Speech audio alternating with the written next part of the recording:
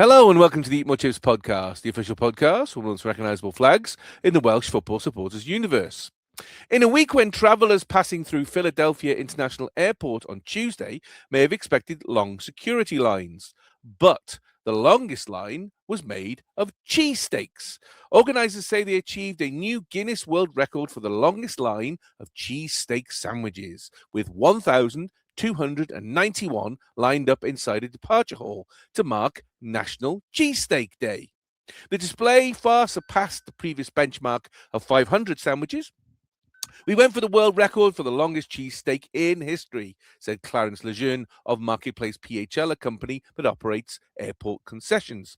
"Today, we accomplished that goal here in Philadelphia." The cheesesteak, which originated in Philadelphia in the early 1900s, is widely considered the city's signature food. Lejeune called it synonymous with Philadelphia, alongside its sports culture.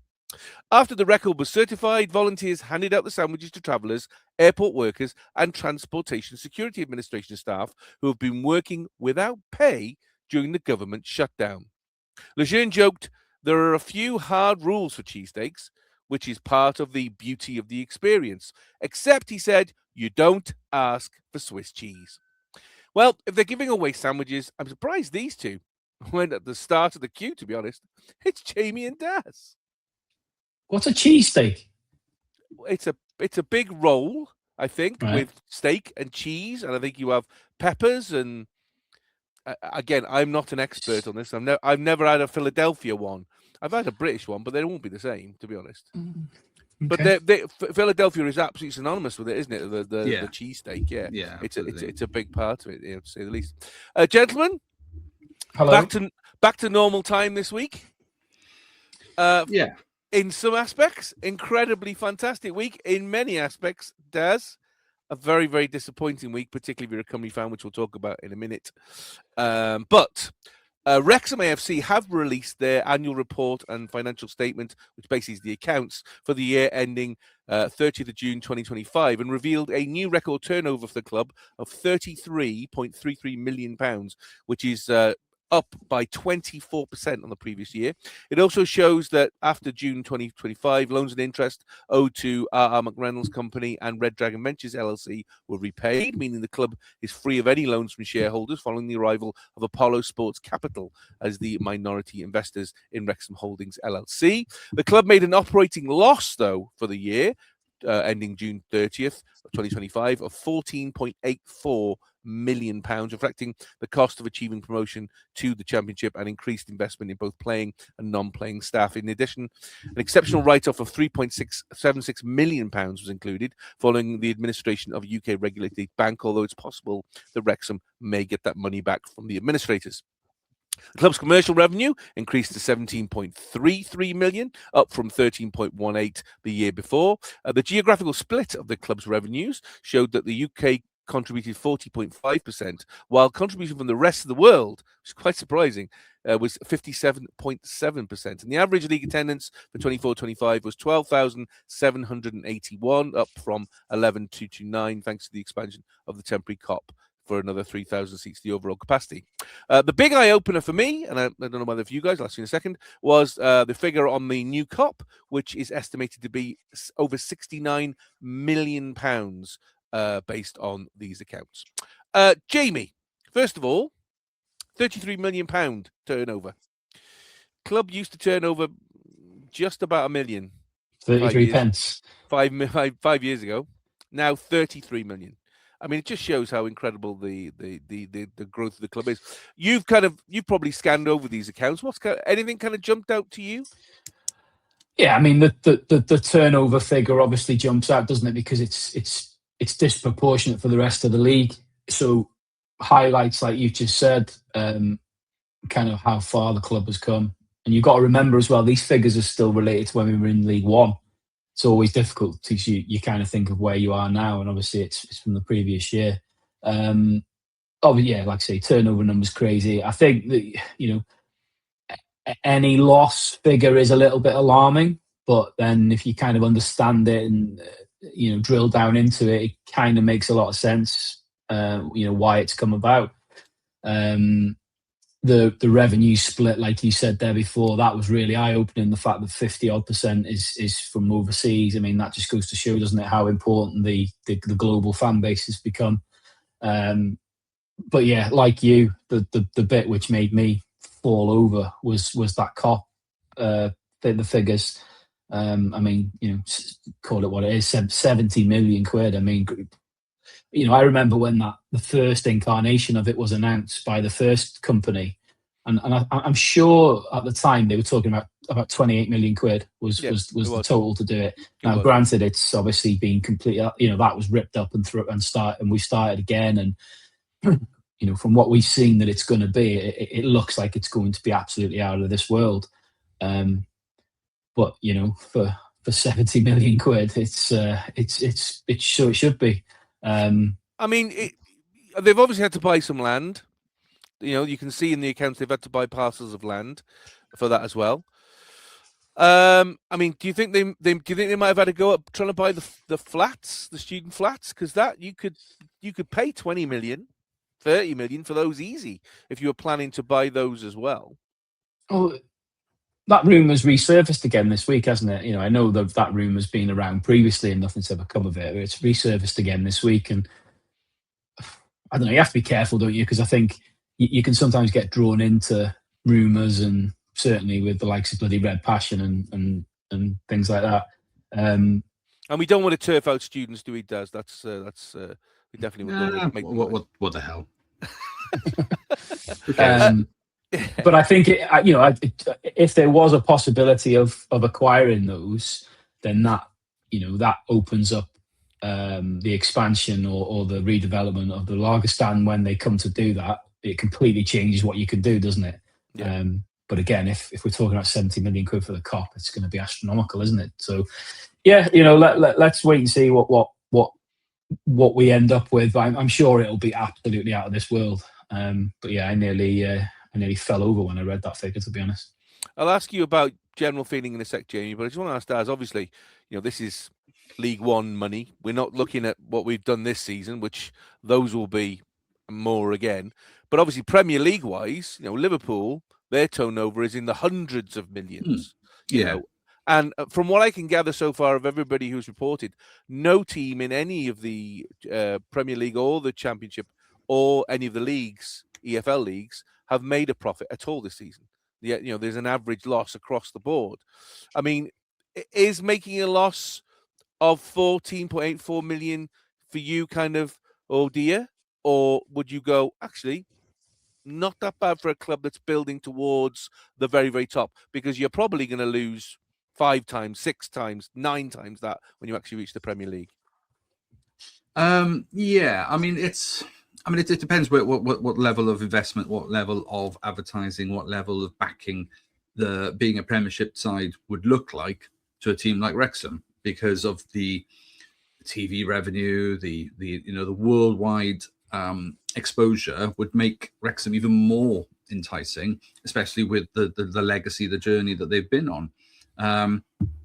So, I mean, whether or not 14 million what's that? That's like, how many new players have you got? Well, okay, let's go back last year. You still had last year, but you still put in, quite a few. What, Sam Smith was like, what was he? 5? Yeah. J-Rod. So if that's probably just a couple of key players over the tipping that made you go into that kind of deficit. So actually, the comparison I looked at was that Bolton has put in their accounts for the same period, who obviously didn't get promoted, and they lost 13 million. So they only lost 1 million less, and we got promotion. But it's all relative now, because of course, you that level of investment, hopefully you're getting a return on it this year by having those same players perform for you, and you're playing at a higher level, which means there's more, you've been on the telly box way more times this year than you have in previous years. So they're going to be more income. So, that turnover number is going to keep going up. But losses versus profit, that's obviously different. And it's okay to turn those kind of figures if you've got backers, endorsements, whatever, that are prepared to work to that model. I mean, there are quite a few businesses, I don't know, I believe the likes of your Brentfords and your Bournemouths and teams like that, who absolutely, I mean, Brighton's a good example. They genuinely just get in Moneyball kind of players in and then sell them on for 40, 50, 60, even 100 million, so they keep their books balanced by being savvy in a different way. Whereas your Chelsea's, Man City's, Liverpool and Man U and Arsenal to some extent, but certainly your Chelsea's and your Man U's, Man City's are sort of, absolutely bankrolling a loss, for a long time. So I think that as long as you've got that investment and they're not, those backers, the chairman, are not going anywhere. I think that would be my concern, is that if you get used to an operating figure and that's the norm, and then you have any kind of wholesale change come in, there's risk involved, and that would be my concern. But it doesn't sound like they're going anywhere at the moment, and the kind of backers they're managing to entice seem to be, committed, involved, to a tidy tune. So it looks okay, but that's whilst you're still TV gold, whilst you're achieving, whilst those promotions back to back significant, and who knows what will happen this year. So yeah, it's vulnerable, but then every club is. I don't think, I'm not saying anything to you about your club that isn't the same for every one of the clubs in that championship. I think these last couple of weeks, obviously, all clubs have been releasing their figures, haven't they? And I think, Christ, we know the Premier League's just on a different level in all financial aspects. We saw today Chelsea have posted record losses, haven't they? 240-something million, I think it is, or something like that. But just on the EFL side of things, if you look at all the accounts that have come out, it is a bit of a concern for the sport, because if you look at it, you think to yourself, Jesus, if there was ever a downturn in popularity, if the TV companies didn't pay as much for the rights for it, there's a lot of football clubs that are on, that are overstretching and having to be propped up by wealthy investors. It's not sustainable, is it, as a model? No. I mean, if Alan Sugar really, I know he's been involved in football in the past, but if Alan Sugar is looking at that as a businessman going, right, so of those 92 clubs, not a single one has made any profit. In fact, most of them have lost millions, some of them tens of millions, some of them hundreds of millions. Why on earth am I going to put my money into that? Because I might as well just flush it down the toilet. And I think that's a very good point that JB's making, isn't it? But also you've got these financial fair play rules that oh no, hang on, Man City can ignore those. So well, there are rumours they're going to get docked 6. I mean, I don't believe it for a second, but they're going to get docked 60 points. Well, there needs to be some accountability for managing the club in such a way that, because all it takes is some oligarch, some sort of rich benefactor to bankroll the team to success does seem very unfair. So I absolutely buy into that, and I feel privileged in a way that the Liverpool management, we had terrible owners before. They've now got a business system. Their business management. John Henry is absolutely a businessman who understands that if the team doesn't make the kind of income, and I think Rob and Ryan are a bit in that mold where they're not putting their own personal wealth at risk. They're not putting significant loans at risk. And, there's a model to it. It is bankrolled. There is some money coming in, but it doesn't feel like it's at huge risks, where other clubs, and Man U's the most famous one with the debts that they were paying off the interest every year, never paying off the debt. And the Glazers, were renowned for that. Now, that was a worrying situation for any club to be in. So I do think there's some sort of responsibility on the financial fair play that if you make the money, you're allowed to spend it. And if you're a global name, you can make it. And this is where Wrexham might benefit from that financial fair play, is you have all the potential to make more money because of the whole Hollywood gold dust that's on it. But like I said, if they step away, that's different. Who's any of these sort of rich backers, they're not names in that way. And as much as they might be savvy business and they may have the pockets for the money, the downturn will come because they're not so glamorous and it's exciting to follow, potentially. But it depends on success. If this is it now for the success model, you have now got a lot of new fans who are maybe fans for life because you got into football because you saw the documentary, you chose Wrexham as your team. I'd like to think that even people who come to it late stick with the team. You're a kind of a fan for life. Ish, but I do think there's probably a whole bunch of overseas fans now who have gone, yeah, that's my Premiership team of the going forward. At the moment, Championship side, but I can see them staying with Wrexham, so that will bode well for you in the long term, I think. Jamie, obviously, second year in a row, record turnover, but bigger record losses, staff costs going up. Are you concerned for the future of Wrexham financially? Are we going too fast, too soon? Because we're putting a lot of money now on the line, and it has. As Stan said, if we're successful, not a problem. We'll keep generating revenue. Everything will be great. But as soon as the documentary stops, as soon as we start losing more on a regular basis, maybe some fans who are on the sidelines will be thinking, you know what, I don't want to support this anymore. So they won't buy the shirt. They won't go to the games. They won't buy the streams. Suddenly that revenue starts to go down. Things can change very, very quickly, as we see by Leicester. Leicester are in such a massive hole at the moment. I think they posted £71 million loss, and they celebrated it because they said, "Oh, but we've cut it back." Yeah, but you still made £71 million of loss. I mean, that's when you start getting to that bit, you've seen success, as we've seen with Leicester, FA Cup winners, league winners, Premier League winners. Fantastic. But over the last 10 years, that's started to crumble away. And the fans, you can see, they're not happy. But what can they do when you're starting to lose that much money? It starts to spiral downwards. Are you concerned that Wrexham are going to repeat that over the next however much cycle of time? The kind of historic pessimist Wrexham fan in me is nervous because of the volume that we're talking about. The numbers we're talking about are just frightening compared to what we've always been used to. But I'm not overly worried because I have trust and I have faith in Rob and Ryan and what they've put in place to run the football club. There are some very clever people involved in running the football club, and they're very savvy for all the humour and all the piss taking that they do. They're very, very savvy businessmen. And you look what they've done in business outside of the Wrexham. I mean, the Wrexham thing has been an astronomical success, but other things they've done as well. They're very, very clever. So again, I've said this a few times before when we've talked about different things. I think they've earned our trust, so I think we've got to trust them, and we've got to trust that they've always said they want to build a sustainable football club. They've put money in at times when they've needed to. They've brought investors in when they've needed to, and I think they've. I hope the investors they brought in are the right type of people for the football club. Again, we have to trust that they've done their due diligence on that. But I'm not overly worried because I do firmly believe that they know what they're doing.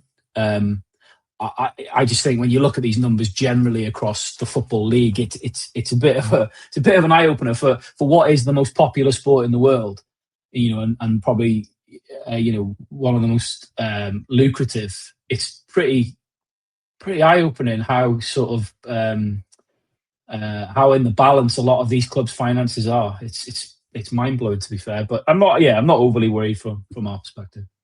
Right, so before we have the fantastic dessert of triple chocolate cake with coffee ice cream and lots of nuts and everything else, we better have the stodgy, horrible steak and kidney pie, which Daz and I witnessed on Thursday night as Cymru took on Bosnia in the playoff semi-finals. If we look at the starting 11 first, Daz, Darlow in goal, De Silva, Nico Williams, Dylan Lawler, Ethan Ampadu as captain, Joe Roden, David Brooks, Harry Wilson, Brennan Johnson, Jordan James and Dan James.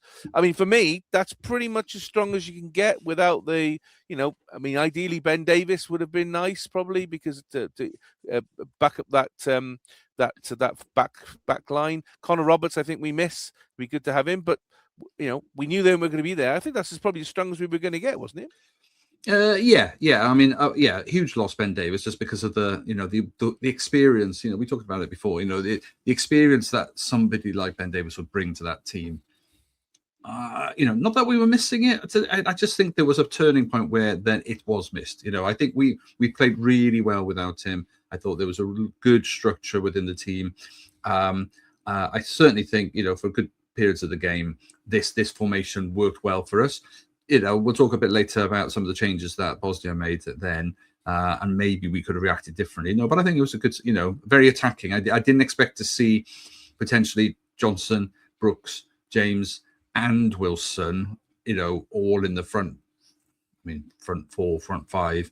I don't know. I thought maybe they put a bit more in the midfield, whether it was, Sheehan or somebody alongside James and Ampatoon, just steady the midfield. But no, let's go and fight. And because these four have the potential to interlink, Jordan James as the back, behind them being solid, Ampatoon being behind them solid, they were interchangeable. So they had a lot of potential. Well, Cymru controlled a cagey first half.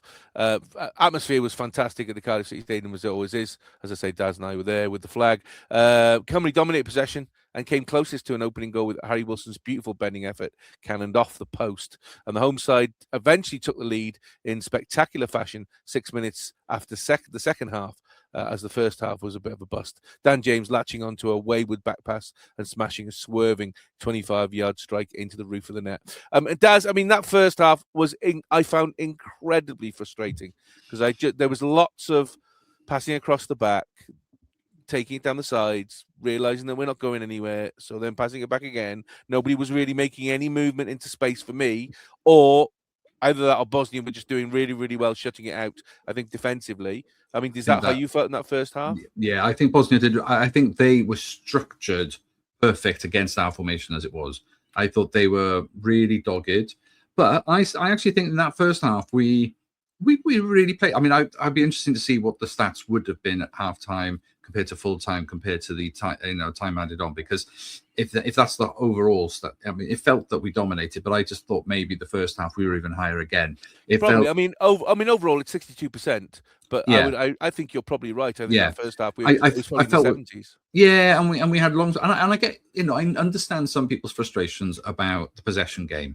For the fact that if you've got the ball, the theory is they can't score.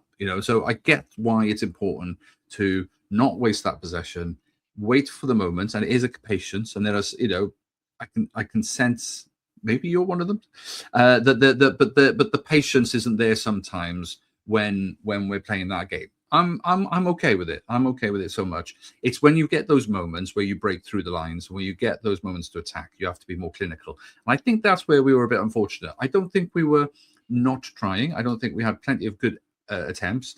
And the breakaway, I mean, obviously the goal was a little bit of a breakaway moment, but there were a couple of times where the speed of our front line meant that we could break through, and we were just squandering those chances.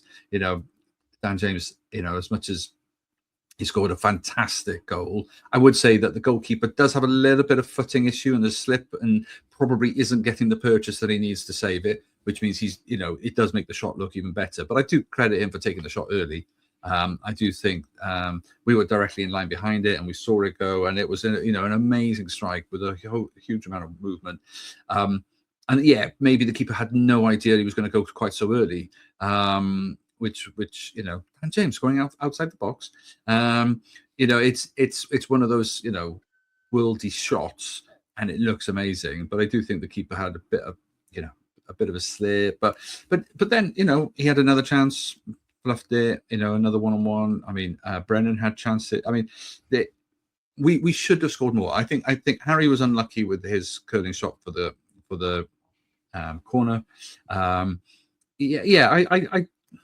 think we didn't probably maximize our return on what was a pretty decent against a really dogged Bosnia defense.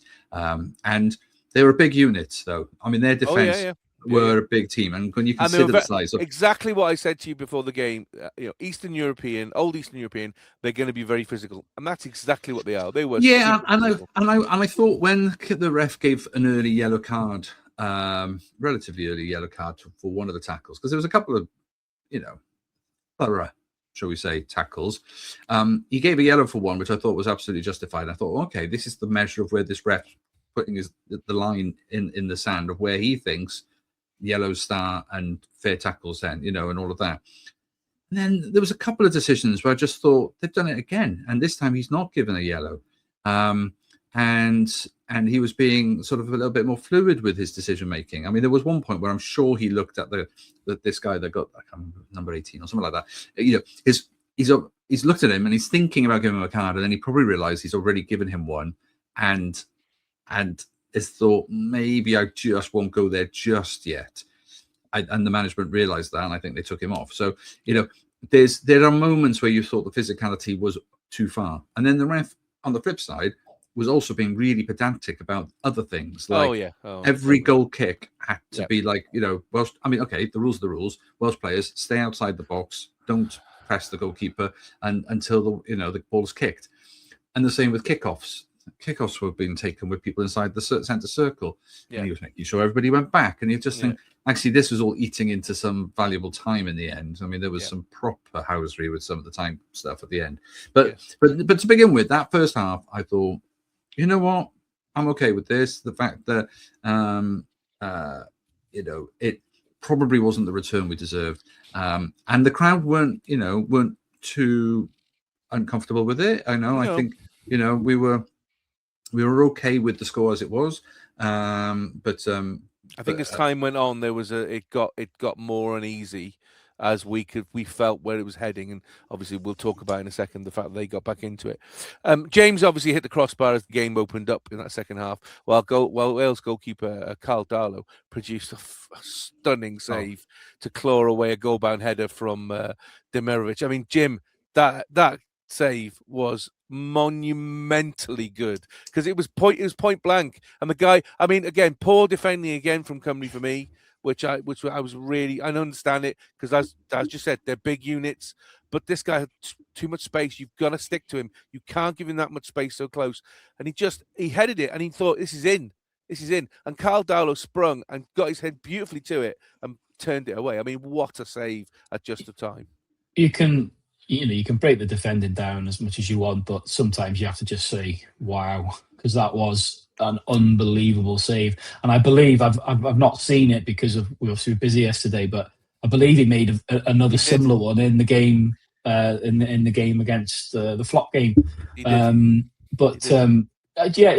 what every so often you see a save and you look at it and you watch it and you rewatch it on replays and you just think, how on earth has he got to that? Because for all intents and purposes, it's in, and it just makes no logical sense how he's got to it. But to be fair, when he made that save, I genuinely thought that was going to be it for us. I thought, this is like it's written in the stars. We've finally got the goal, and he's made that save and kept them out. I thought we were going to go ahead and do it, and little did I know. Well, I mean, as the half grew on, Bosnia started getting a little bit more confident. They're piling more pressure. And then the Cymru substitutions for me, Liam Cullen on for Jordan James, 56 minutes. Mark Harris on for David Brooks on 74 minutes. Sober Thomas on for Dan James on 84 minutes. Cymru obviously still 1-0 up at that point. Daz, 2 questions. Mm-hmm. A, how much do we miss Kiefer Moore? Because you get the feeling that he would have been on. And B, those substitutions for me weakened us, didn't hold us, and didn't make us bigger. Is this a problem that Wales have now with strength in depth? Oh, I think we've always had that problem. Yes, we might have had your Rambos and your Joe Ledleys, but we haven't always had, beyond the first team, much depth ever. And I think that will continue to be. I mean, I think there's some interesting youngsters coming through.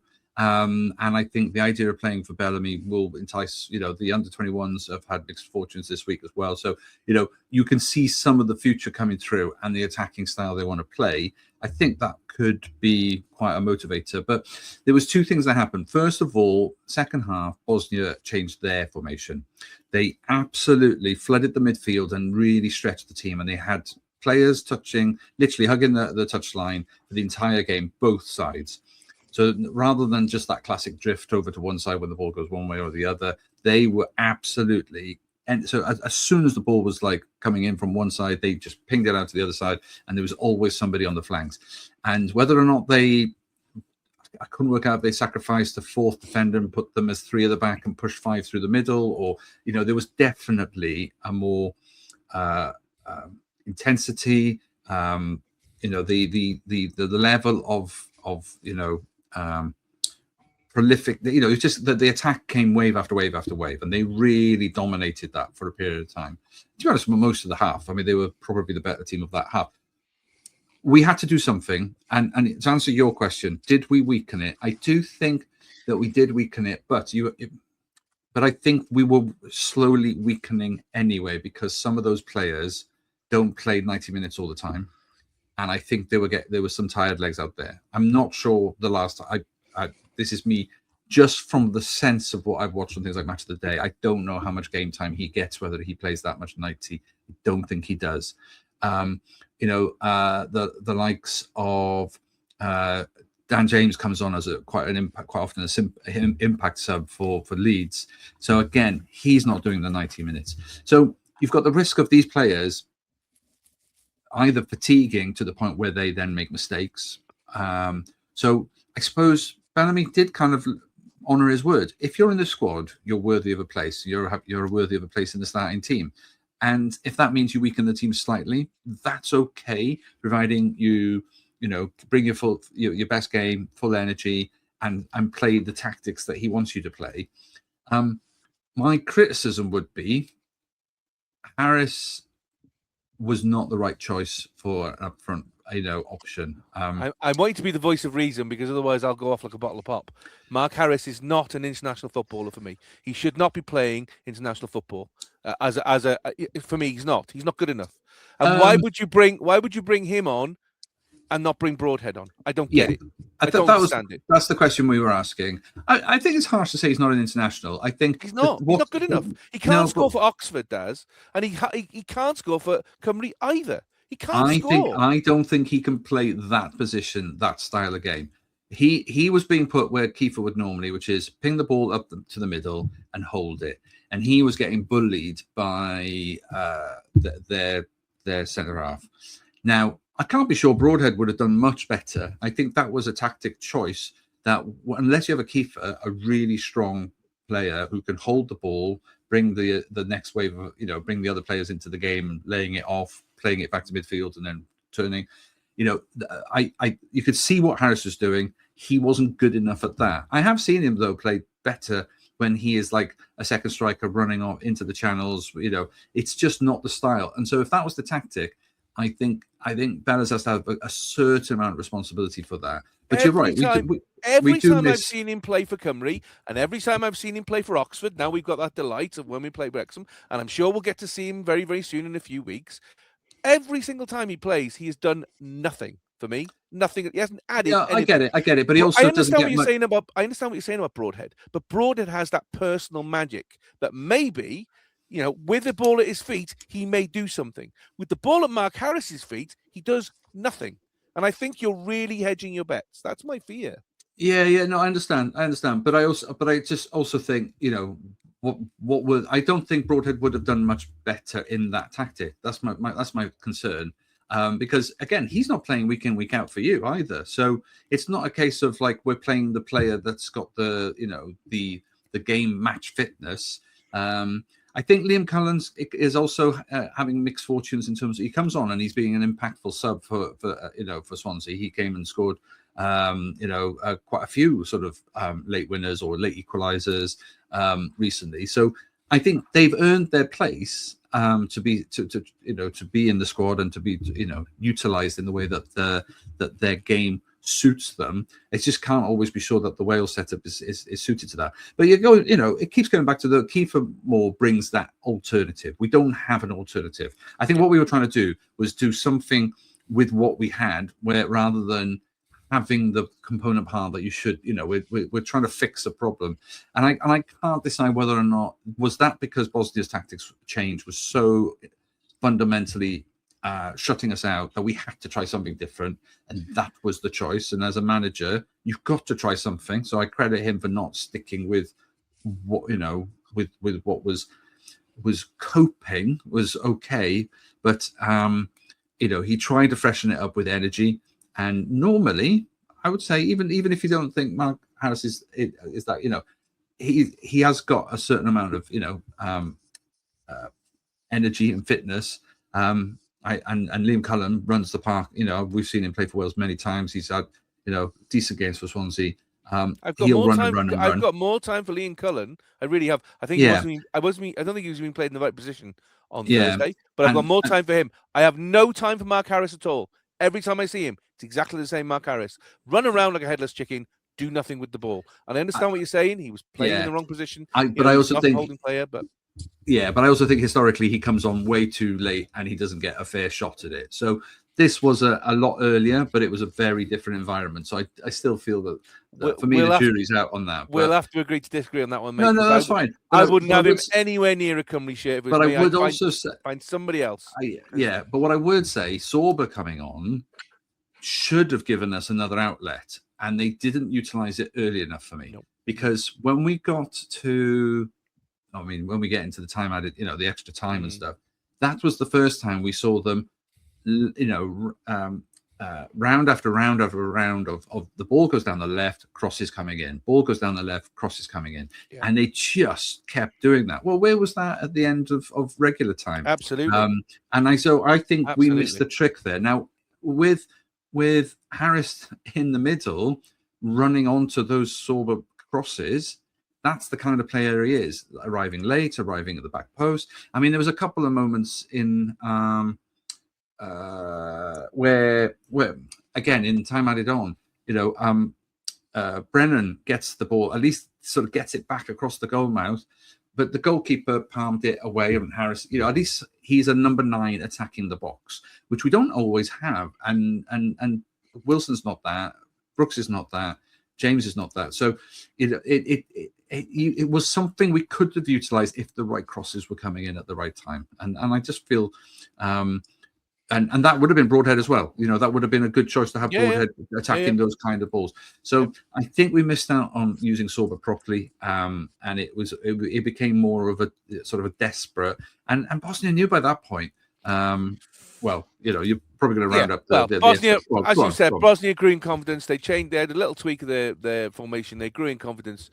Had chances to equalise before, of course, 40-year-old captain, former Manchester City striker Edin Dzeko, headed in from the corner in the 86th minute to send both teams, who looked exhausted, into extra time, and unable to create any opportunities of note. Bosnia trying everything they could to run down the clock and head towards penalties at the end of extra time. I mean, Jamie, of course, it was going to be Dzeko, but the problem I have, again, I was sitting there fuming.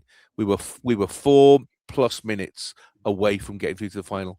And again, as we've seen in the last qualifying campaign, we cannot hold on to a lead. We give away the goal in the last few minutes. It's infuriating. I understand it because that's Bellamy's way. It's go, go, go forward.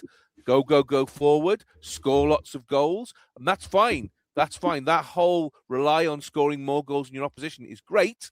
As long as you do that, when you stop working in the final third, you don't score those goals, and you open enough at the back where a team like Bosnia, who are very physical and who are very actually on top in those few final minutes, get in there and score, then your plans go out of the window. And I was furious when that goal went in, because how can a 40-year-old man who did nothing the whole game and went straight off as soon as he scored that goal, how on earth can he make the difference against a side like Cymru?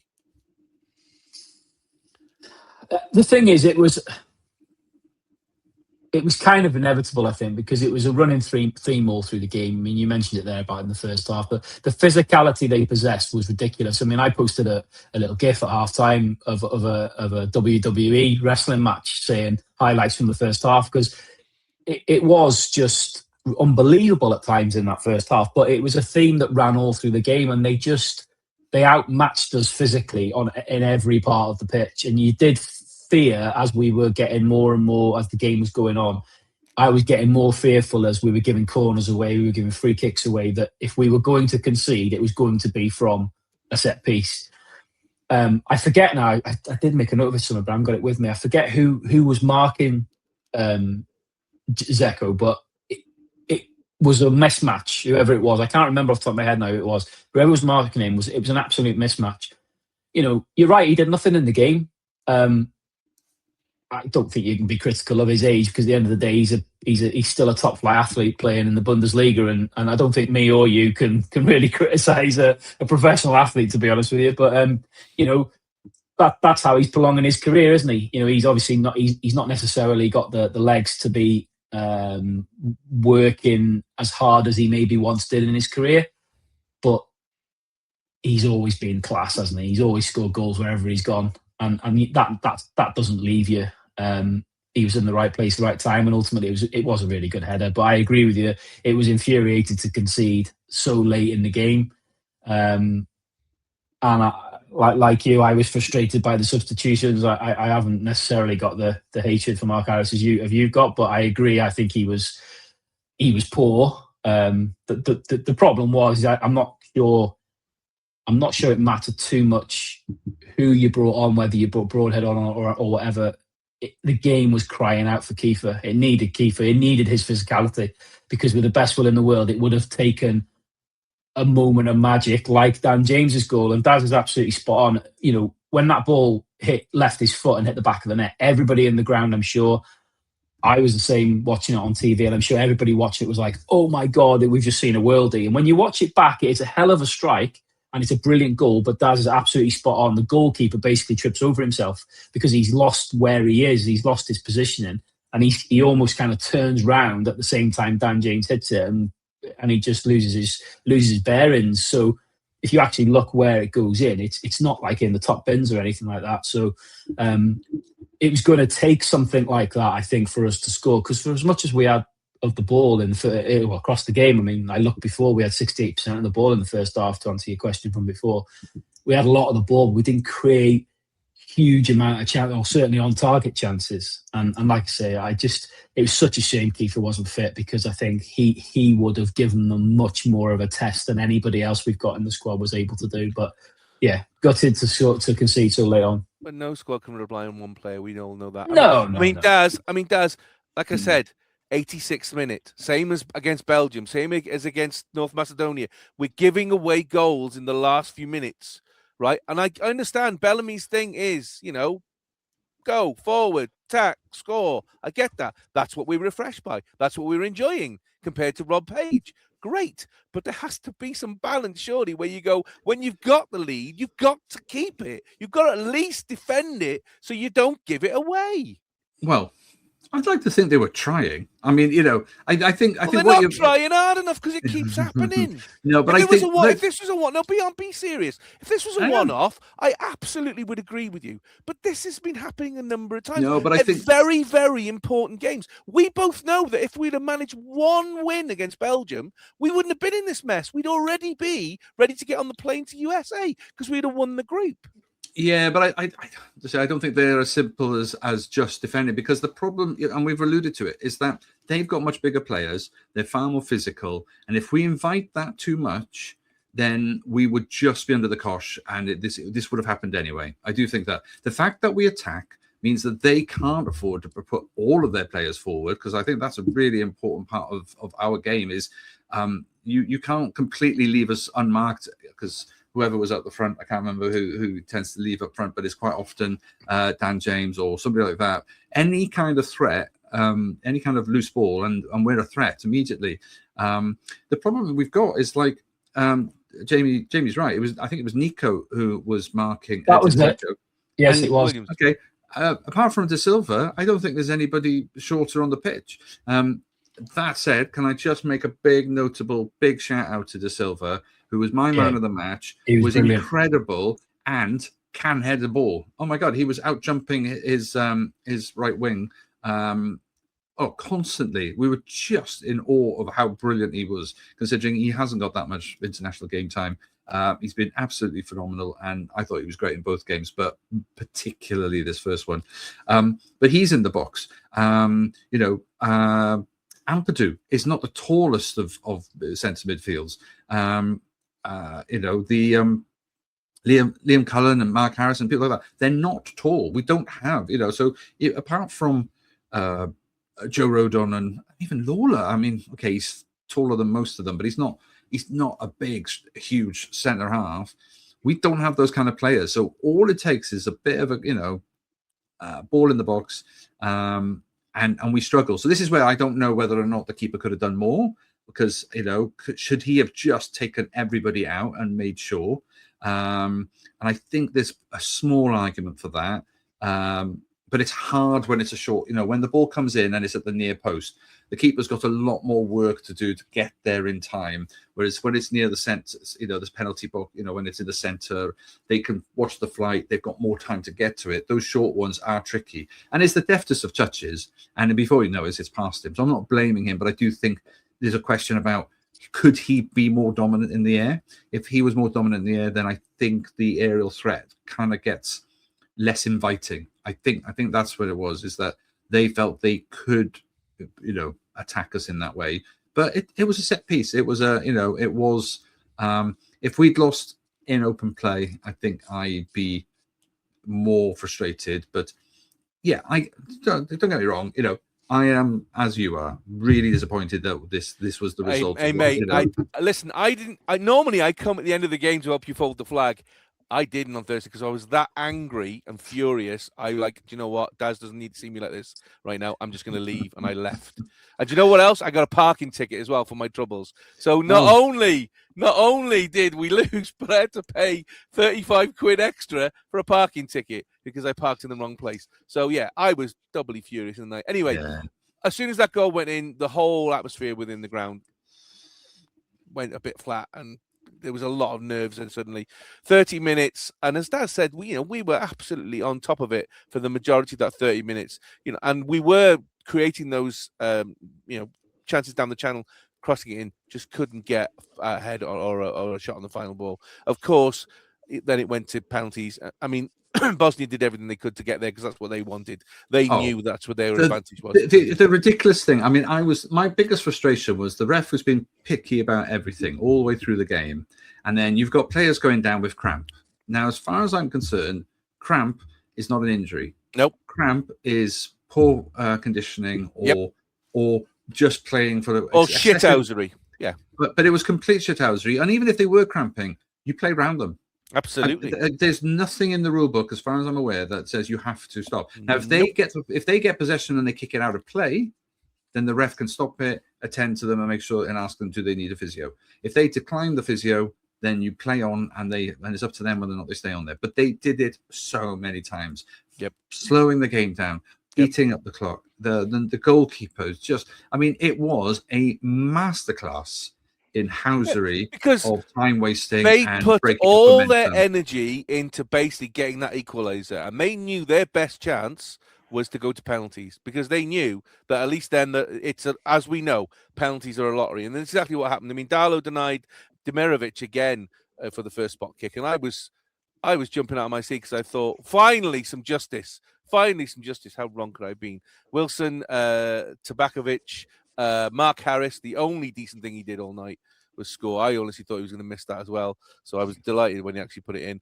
And Basic all scored before then. Brennan Johnson skied his penalty, a dreadful penalty, got right under. If you have a look out the window, you'll probably see it going past.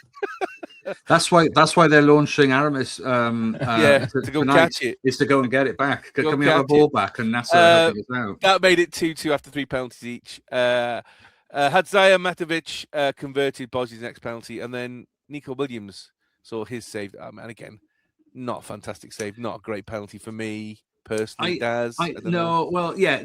Okay. So Brennan Johnson, professional athlete, paid a lot of money. I'm sorry, you hit the target. Nico, absolutely got no issue with Nico. First of all, he's got the kahunas to step up. Yeah. So how many of that team wouldn't have done that? And he got it on target. Now, you can say it's all about 50-50 chances with the goalkeeper, give them the eye, all of those things. There's loads of different techniques. Keeper guessed right, blocked it. And I can't blame Nico for that. He chose, his 50-50 was wrong, but he tried. Brennan Johnson, I'm sorry, you're a forward. Your job is to be able to hit the target. and that's criminal. There are lots of questions about how every time he seems to put on a Cymru shirt recently, he really falls short of what we would expect from him. Maybe that's one for another pod, I think, because I think we start getting to that, we'll be here for hours. Alex Begovic then had the chance to clinch victories. He sent Dalo the wrong way, and then Cymru basically are out to the second finals in a row on penalties after losing to Poland 2 years ago. I want to ask you some questions in a second about where we go from here, right? I don't really want to talk about the Northern Ireland game because there's a reason why we're recording this now and we didn't record it on Monday because I couldn't face it. And after I watched it back today, I am not surprised because I'll just give us a praise he does because Jamie and I obviously were at our sister's wedding. We didn't watch it. You were there. You watched it live. First half for me looked appalling. I was furious that this is what, after what was a disappointing defeat, this is what you come out and produce. Seriously, really? And then obviously second half, Bellamy threw the airdryer at them and they came out and they did much better. But obviously, I think with the right players coming in as substitutions, you've got those players who are in key there. Off you go, Daz. Well, I mean, the first half is very simple. Lots of new starters. So there was 5 new starters, and we were talking about it. So Kumas for Lawler, Cabango for Ampadu, Joe Colwell for Johnson, Thomas in for Jordan James, and Sheehan in for Dan James. So those are your 5 changes from. A guy along the road from me was saying he thought maybe Danny Ward might have got a little run out because, of course, he could do with the game time, and I'm sure you guys probably would have benefited from that, although a risk to injury and stuff, of course, coming back too soon. But if he's in the squad, he's in the squad. He must be fit enough. So we thought he might have tried somebody out, like, something like that. Because that's what Northern Ireland did. They did for half and half for the 2 goalkeepers. But what I liked Cabango getting his fair shot because I think he's earned it. I think he's always performed for us before this game. Didn't see it as his best game. But to be honest, I don't think he made any mistakes, particularly. But there wasn't the dominance in the way that Joe Rodon always brings. I mean, was it 26,000 in the end? I think I read. They didn't announce it, so I was going to ask you if you read that. I think it was 26,000 is what I've read. It was a good crowd in the end. I really was expecting 33,000, so 7,000 people voted with their feet and didn't bother going. Yeah, although the Northern Ireland section was literally about 200 people, if that, where there's a space for at least 1,000. Great anthems, by the way. Well done to everybody who was there. Were you booing, Daz, and shouting Wales? I never, even if it's England, I never boo the opponent's national anthem. Good for you. You take the moral high ground, whereas I'm an animal. Yeah, that's. I mean, I dislike it. And I think they should get their own. And if they want to borrow the rugby one, because I think it's one of the best. Not anthem anthems. But anyway, politics. What is Northern Ireland renowned for its politics? Don't do politics. You know that. Okay. No, so I would say that Cabango, fair shout. Obviously, he got replaced by Lawler in the second half. More of a concern that Lawler got substituted relatively quickly after that because he did take quite a knock. I watched that, and it looked uncomfortable. So I hope for Cardiff's key games coming up now, I hope he's good because he's pivotal to their success at the moment. I thought De Silva had another rock of a game. There was literally one blemish in his game. I think there was one moment where I just thought, Nico was off the pace a little bit.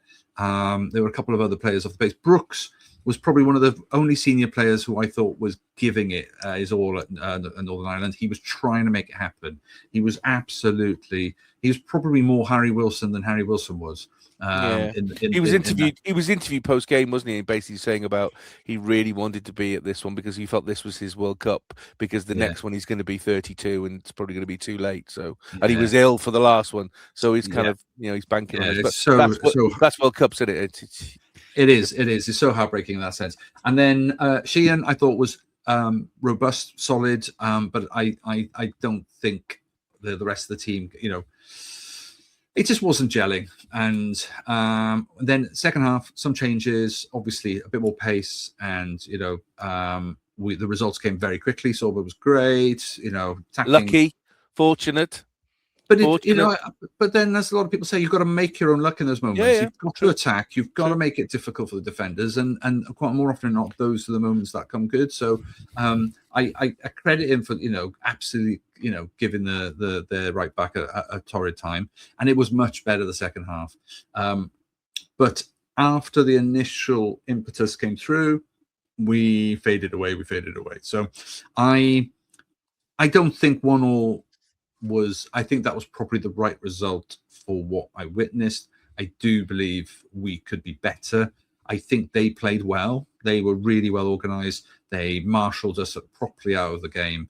And I think they wanted to prove a point that everyone kept dismissing them, that they would get past Italy, and dismissing them that they wouldn't get past us. I think they just wanted to make sure they gave a good account, and they did. So absolutely hats off to Northern Ireland. And I always like the plucky, especially Celtic underdogs that we all are in that moment. But not in that game. I just didn't want it in that game. But no. They're not really Celtic, are they? And the fans were subdued as well. The atmosphere was hard. So I mean, the fact that the few hundred Northern Irish fans were pretty vocal because they were just there having a great party. It's imagine it's like after an election, the losing party have a party afterwards, and you're kind of going, there's no point in us being here. So this is the problem. These are the problems I have. Right, this is the problem I have. This is two teams. Yes, Bosnia played really, really well, and we've seen that they've beat Italy to get to the World Cup finals. Which is great when you saw the celebrations that Italy had after Bosnia beat us. They did not want to play us. Even more frustrating for me because I knew that if we'd have beaten Bosnia, we'd have definitely beat Italy because they are so poor at the moment. But these are two teams who are, and I know the world rankings don't mean anything, but they're there for a reason. They are both much lower than us in the league rankings. We've now dropped down to 37th. We're heading in the wrong direction. This is a team when Bellamy took over 18 months ago, who I really hoped that there was going to be a push on. And we had some really exciting play for those first couple of games. But recently, I just feel we flattered to deceive. We've made lots of promises that we can't keep. We've cashed lots of checks that we don't have money in the bank for. Convince me I'm wrong, Daz. Be the glass that's half full. Convince me that I'm wrong. Because after I felt on Thursday night, I just do you know what? I've just seen this so many times. Cymru promising so much. Us getting you're saying fans have got to get behind them. Everybody gets behind them as we do. We spend our money. It wasn't cheap on Thursday night. It's over 50 quid a ticket, and I know that shouldn't be part of it, right? But we invest a lot, not just money, time, all those kind of things. And I just felt there was bits there are big bits missing, and I've seen this grow over the last 12 months. Is Bellamy the right person for the job? Is the first question. And secondly, am I just being massively overdramatic because A, that's who I am, and B, because I'm hurting after us being, again, we got a summer of knowing that Scotland are going to be there and knowing that England are going to be there and then banging on constantly about how football's coming home and all this crap. We've got to sit out and watch it thinking we should be there. Unless they play Japan. Unless they played Japan, yeah. We were given the impression that we are going to compete and we are going to qualify. And again, we've fallen short at the last hurdle. There was a lot of questions in there. Sorry, there are a lot. Let me just bring them off. My heart, okay. I can answer them. I was devastated on Thursday. Yes, maybe, no, and yes. and it's not far off that. Yes, you're being overdramatic. Yes, you're hurting. So I do feel it's skewed. Secondly, I do think we put in a performance against Bosnia for the first part. I think they did turn up and they did try.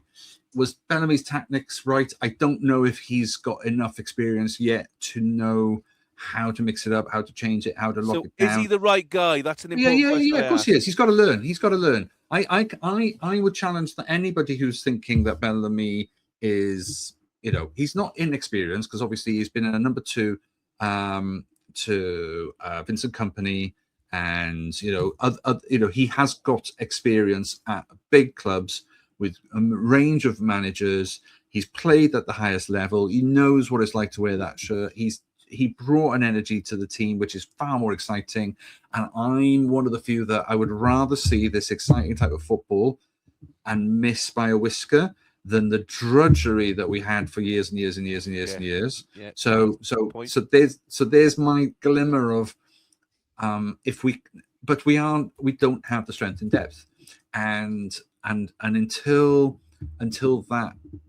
that changes, and I don't know how that will change in terms of obviously wanting to play for the red shirt of Wales with people who have dual nationalities who could potentially consider playing for Wales. And I think that has changed over the last 10, 15 years. I do think that, from Speed to Coleman to Page, maybe less so, but I mean, we are a more attractive prospect, aren't we, for players definitely. On that bubble, and that's happening at the young, the under 16s, 18s, 21s as well, so that's really positive. And I do think Bellamy's philosophy of teaching and making sure that those squads are playing a similar style of football, even if they can't handle it, even if they're not strong enough to do it at the moment, they're learning it. So it worked. Who did they beat beginning of the week? I can't remember. They won 2-0 or something, the under 21s. Then they lost comfortably. Yeah, they lost to Denmark, I think. Denmark. And yeah. So there aren't going to be highs and lows in that. So, but do we take that? Probably. I think this is the long game. I don't think I don't know how much Bellamy expected to get to the World Cup, but the fact that we were that close, the fact that we gave Belgium a good run for their money means that sometimes this tactic, this technique, this style, this approach will produce results, though. I just, whether or not we can do it on any given day with whatever squad we've got, that is probably the argument. And my final note is England were always going to be England's, football's coming home over this World Cup. And the fact that we'd probably get milliseconds of time on air compared to the English coverage anyway. So that was always going to happen. My biggest takeaway is that I'm not giving any of my money to the Trump economy. And that's my absolute takeaway. Yeah, no, we've saved ourselves a fortune, let's be honest, by not going and not giving that orange. I know it feels like sour grapes version of it, but I was a bit worried about the amount this could cost, and the way that my kids had every dinner table going, so you're thinking of going, and my other half is looking at me going, with what money? So the fact that conversation no longer is an option unless we just go and watch the football and go and let's go to Mexico. Shall we just go to Mexico and just? You can come with me and Jim to Europe to follow the women, which we'll talk about in a second. You can spend your money on that instead. That'll be much better. Jim, obviously, Cymru now they've got a friendly against Ghana beginning of June, and then Nations League kicks off in the autumn, where we're now back in League A. So there will be some tough. Obviously, the Nordic countries, Denmark and Finland and Portugal, from what I remember. I think Denmark, Finland, Portugal. So 3 tough teams. I mean, where does Cymru go from here? Do they kind of build, say, okay, that's done, put it behind us? But that's now 2 successive competitions we've lost on penalties. We've got close, but not close enough.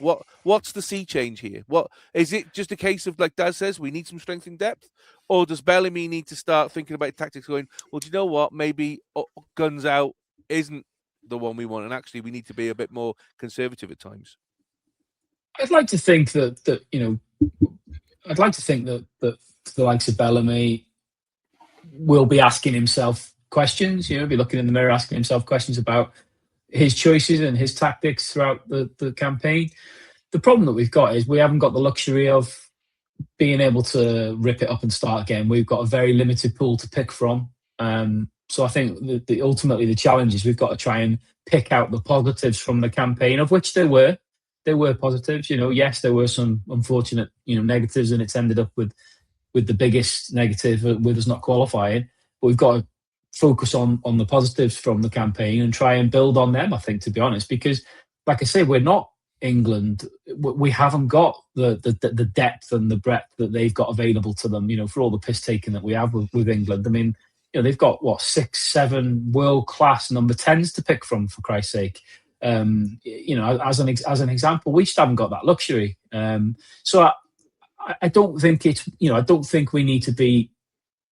Yes, it's hugely disappointing, but I don't think we need to be pressing the panic buttons and we need to get rid of Bellamy and we need to do something else for somebody else and we need to do this. We need to just keep going, doing what we're doing, and try again. That's all we can do. Well, it's not getting rid of Bellamy I'm worried about. It's Bellamy walking. It's Bellamy going, do you know what, I've done what I can. I think if we'd have qualified, I'd have been slightly more fearful that somebody would have come after him after a World Cup campaign. But the fact we haven't qualified, I'm not saying that necessarily blots his copybook, but I'd be surprised if he doesn't stick with it, because I think he'll feel like he's got a bit of unfinished business. Daz, are we going to lose him? Are we in danger of losing him? No, I think the trump card we've got as well is the home nations hosting the next Euros, and the idea of leading your country out potentially in the opening game of the whole tournament. Yep. It would be if we got there. Yep.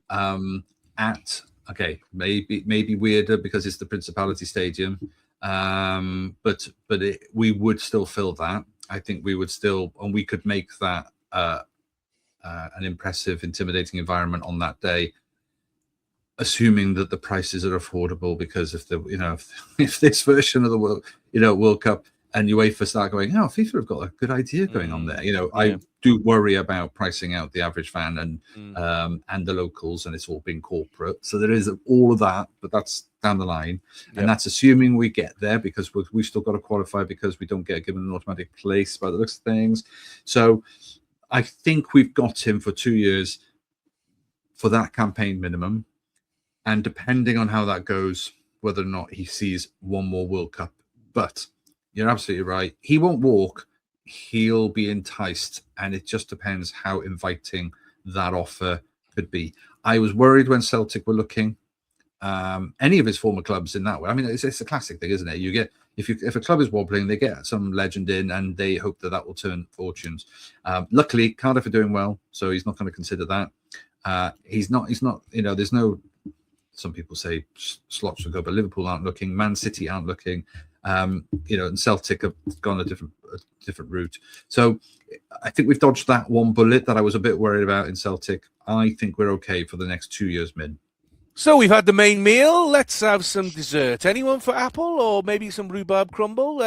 Wrexham Women had 2 games, one midweek, one on Sunday. First game was at Tonopandi versus Swansea City. 2 changes from the win over TNS a few days before. Liv Fuller coming in for Maz Mahmood and Ava Suckley in for Rosie Hughes. I mean, Jamie, 2 changes. It seems to be same players in, same players out.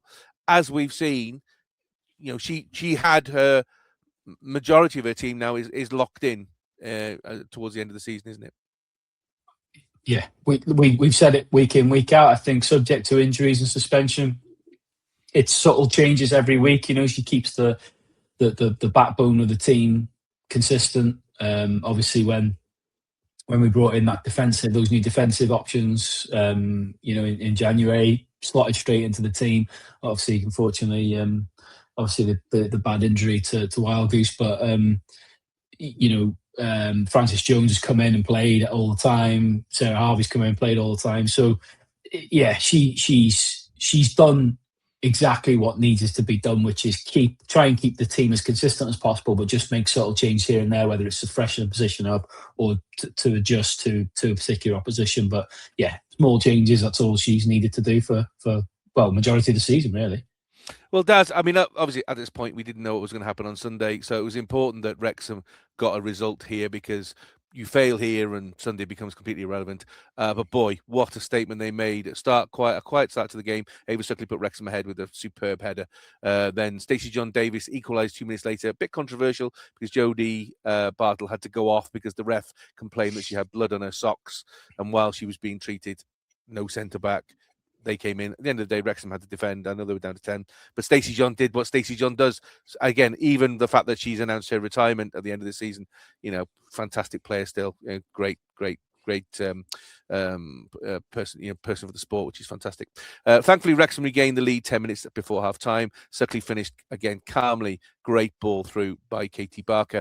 And there was more delight at the start of the second half. Faye Knox scored an absolute screamer from the edge of the box, notch up her 17th goal of the campaign. Her 18th obviously would come a few minutes later as the winger executed a fine finish, sublime ball through Phoebe Davis.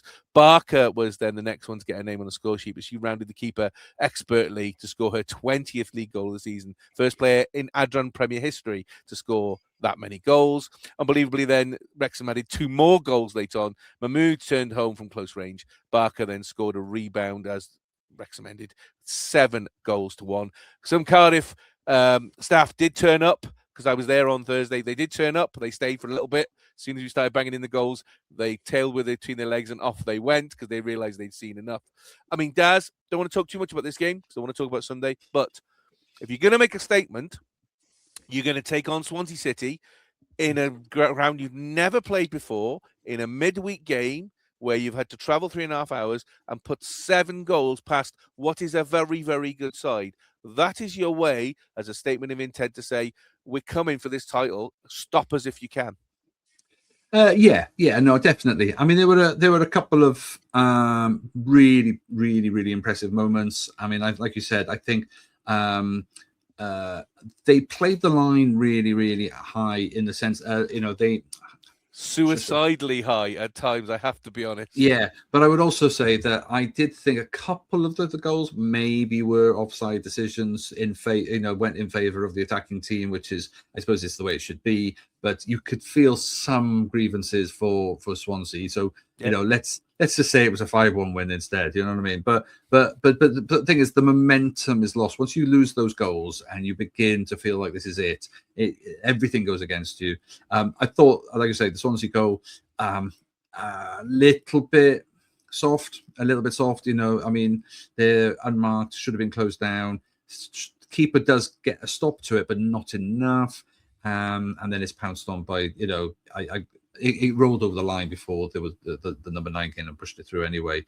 But what I did like was the range of goals. So we're talking 4 goal scorers, 3 players scoring 2 each, so that's a great demonstration that you're not reliant on the one Rosie Hughes in the past, or the fact that even when Barker has an off day in this season, which hasn't been often, you have got other players. But it's been nice to see some of your own, like Lily Jones getting that first cross in. That was, a brilliant cross for Ava Suckley, and Suckley is one of your own as well. So as much as that you've got all of this new fresh talent coming in, there's still a core. There's still a core there that are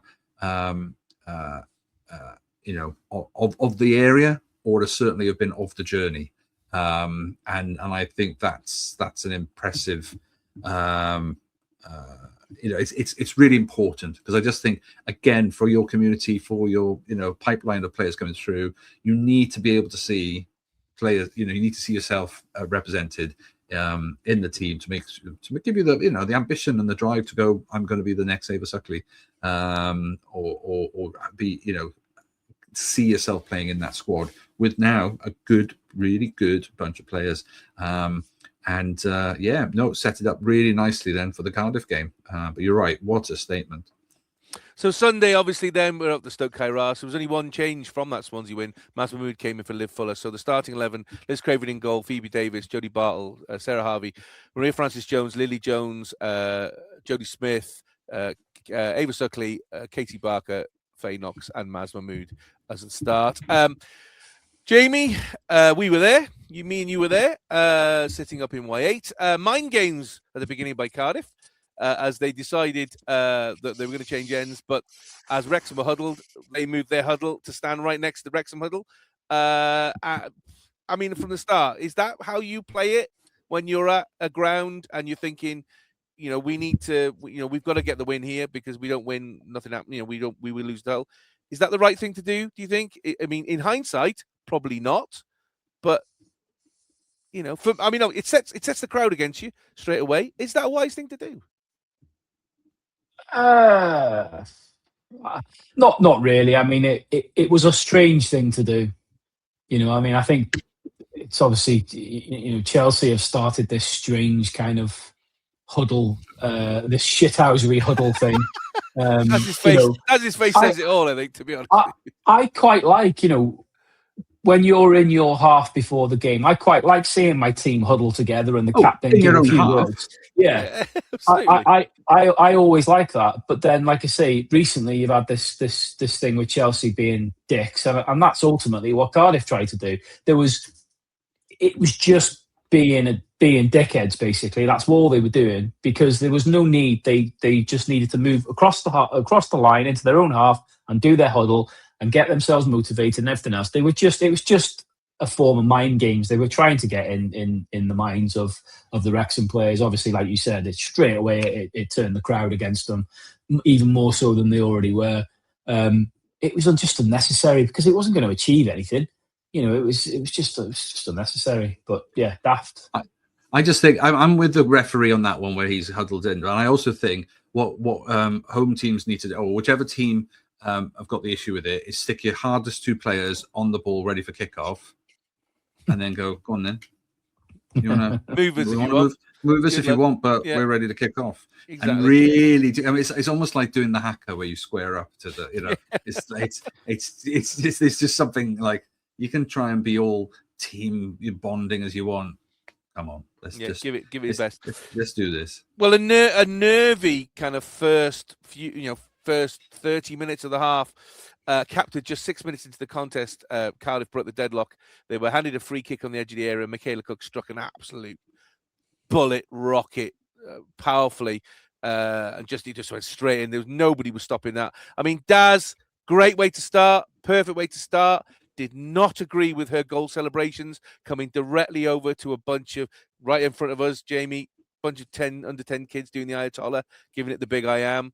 I get it, because the away fans are all the way down the other end, but you're kind of thinking, what do you do? But if you're going to do it, if you're going to if you're going to make a state, if you're going to say we need to, with the mind games that is a very, very important game like this, score in the 6 minutes. And again, we've seen it from Cardiff. In fact, I don't think, from what I can tell, apart from maybe the game at the beginning of January, Cardiff have not scored in open play against us. They've only scored from set pieces. So you knew as soon as it was given, right on the edge of the box, this is only going one place, and in it went. What a fantastic goal. Daz. Oh, it was me. I thought that was for Jamie. Sorry. No, it was. I think.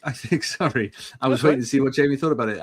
I would question the wall, because it isn't up and over, and it doesn't seem like it's got a huge amount of width. It's one of those, I don't know, almost like Ronaldo sort of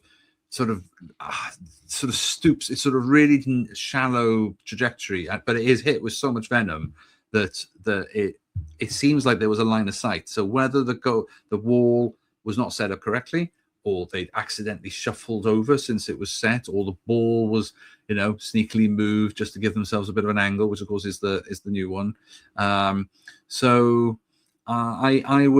I would say that there was a few faults there, but it was a brilliant strike of the ball. And I suppose where are they supposed to go to celebrate? I mean, because half the ground is empty the other side, isn't it? Yes. Yeah, it was just the one stand. Yeah. So Cardiff fans, the away end down the far end. Yeah. So I kind of forgive them for that one, because, No, I'm not having that. I think ultimately you could have just gone. You could have gone over to the dugout. You could have gone back into your own half, anywhere, but it was very premeditated. It was directed. It was absolutely. It was very, very premeditated. Because you got to remember when Feyenoord scored at the Cardiff City Stadium, and and again, some might say this is payback. When Feyenoord scored, she ran over to the Wrexham players, but it was in front of the Cardiff fans, and she did the Ayatollah as a we can do it too kind of thing. So you kind of feel, okay, well, maybe there's some playback there, but I think it was the fact that they was just in front of a load of under 10s. I mean, I lost my head. I have to be honest. I'm not ashamed of the fact that I was standing on top of the chair, effing and blinding. Then but I realised I've got a girls' football team right next to me, and I've got to behave myself. So well, I know, but it's not her fault that they put the under 10s there or whatever. I think it's can she tell that they're under 10s? But to be honest, the whole stand looked like there was a lot of youth watching as well, which is brilliant for the club. Listen, Michaela Cook is an excellent player, but also she knows what she's doing.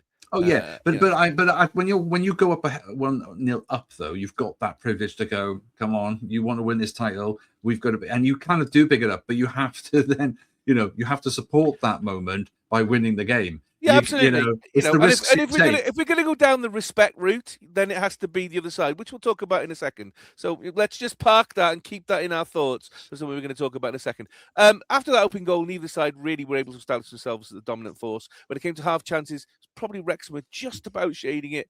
Mahmood had an effort just wide after dribbling past a number of defenders. Katie Barker's shot was blocked by Hannah Power. And then, Jamie, for me, the moment for me where the game turned, about 30 minutes in, Lizzie Craven went down with an injury, which then stopped the game. Physio came on. Team went over to Jenny Sugarman and the coaching team. She had conversations with them. She made some slight tweaks in midfield and gave some instructions. And then for me, after that, everything changed. Wrexham became much more dominant. Did you feel that by watching that, or is that just me who saw that while watching the game? Well, just to clear the record, if you're insinuating at all that Lizzie Craven didn't have a genuine injury, that's a terrible thing to say. I know. Sorry, I apologize. From where I was sitting, it looked like a leg was hanging off. Absolutely, so, agony. Yeah. Agony, so, sorry, Lizzie, if I've cast any but dispute. 100%, the subtle changes that she made. I think, if I remember rightly, she moved Phoebe Davis across, because you and I said that she switched over, swapped sides. Phoebe was having big problems with Billingham because Billingham is a fantastic player, and the physicality of Billingham was really causing Phoebe Davis some problems. And I think switching around, and putting Harvey around, and then getting Jodie Bartle to cover, I think that was helping then to try and contain. Which when actually Billingham then moved over because she realised she wasn't getting any joy where she was. So yeah, I think, in addition to the couple of little tactical and personnel tweaks as well, I think it was probably just an opportunity for us to just say to them, look, you're playing the occasion. You're not playing the game. Yeah. You're not playing to your strengths that you've played to all season. Because you're right, for that first half an hour, 35 minutes, they looked nervous. And I said to you, didn't I? I said, do you think it's a disadvantage that they've played the game at the Kairos and not at the Rock? And you said, yeah, I think it is. Yeah. There was what, 3,000 there, which was a great support for them. But I heard. While I remember this stat, these two stats, because I'm bound to forget them in the end. So that was the highest Adran League attendance of the season, and apparently it was the 7th highest attendance in any domestic women's game in the whole of the UK. So 7th biggest. So yeah, big crowd, but it's still within a large stadium where 2 stands were completely empty. Yeah.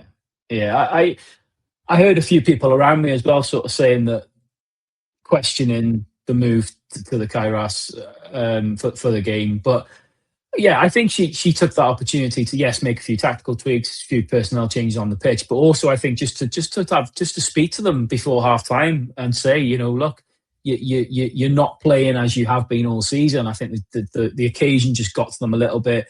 Obviously, that early goal, I think it didn't help. I wouldn't say it necessarily rattled them. I don't think either team were particularly great in that first 35 minutes, to be fair. It's not like Cardiff were dominated. No. Both teams giving the ball away.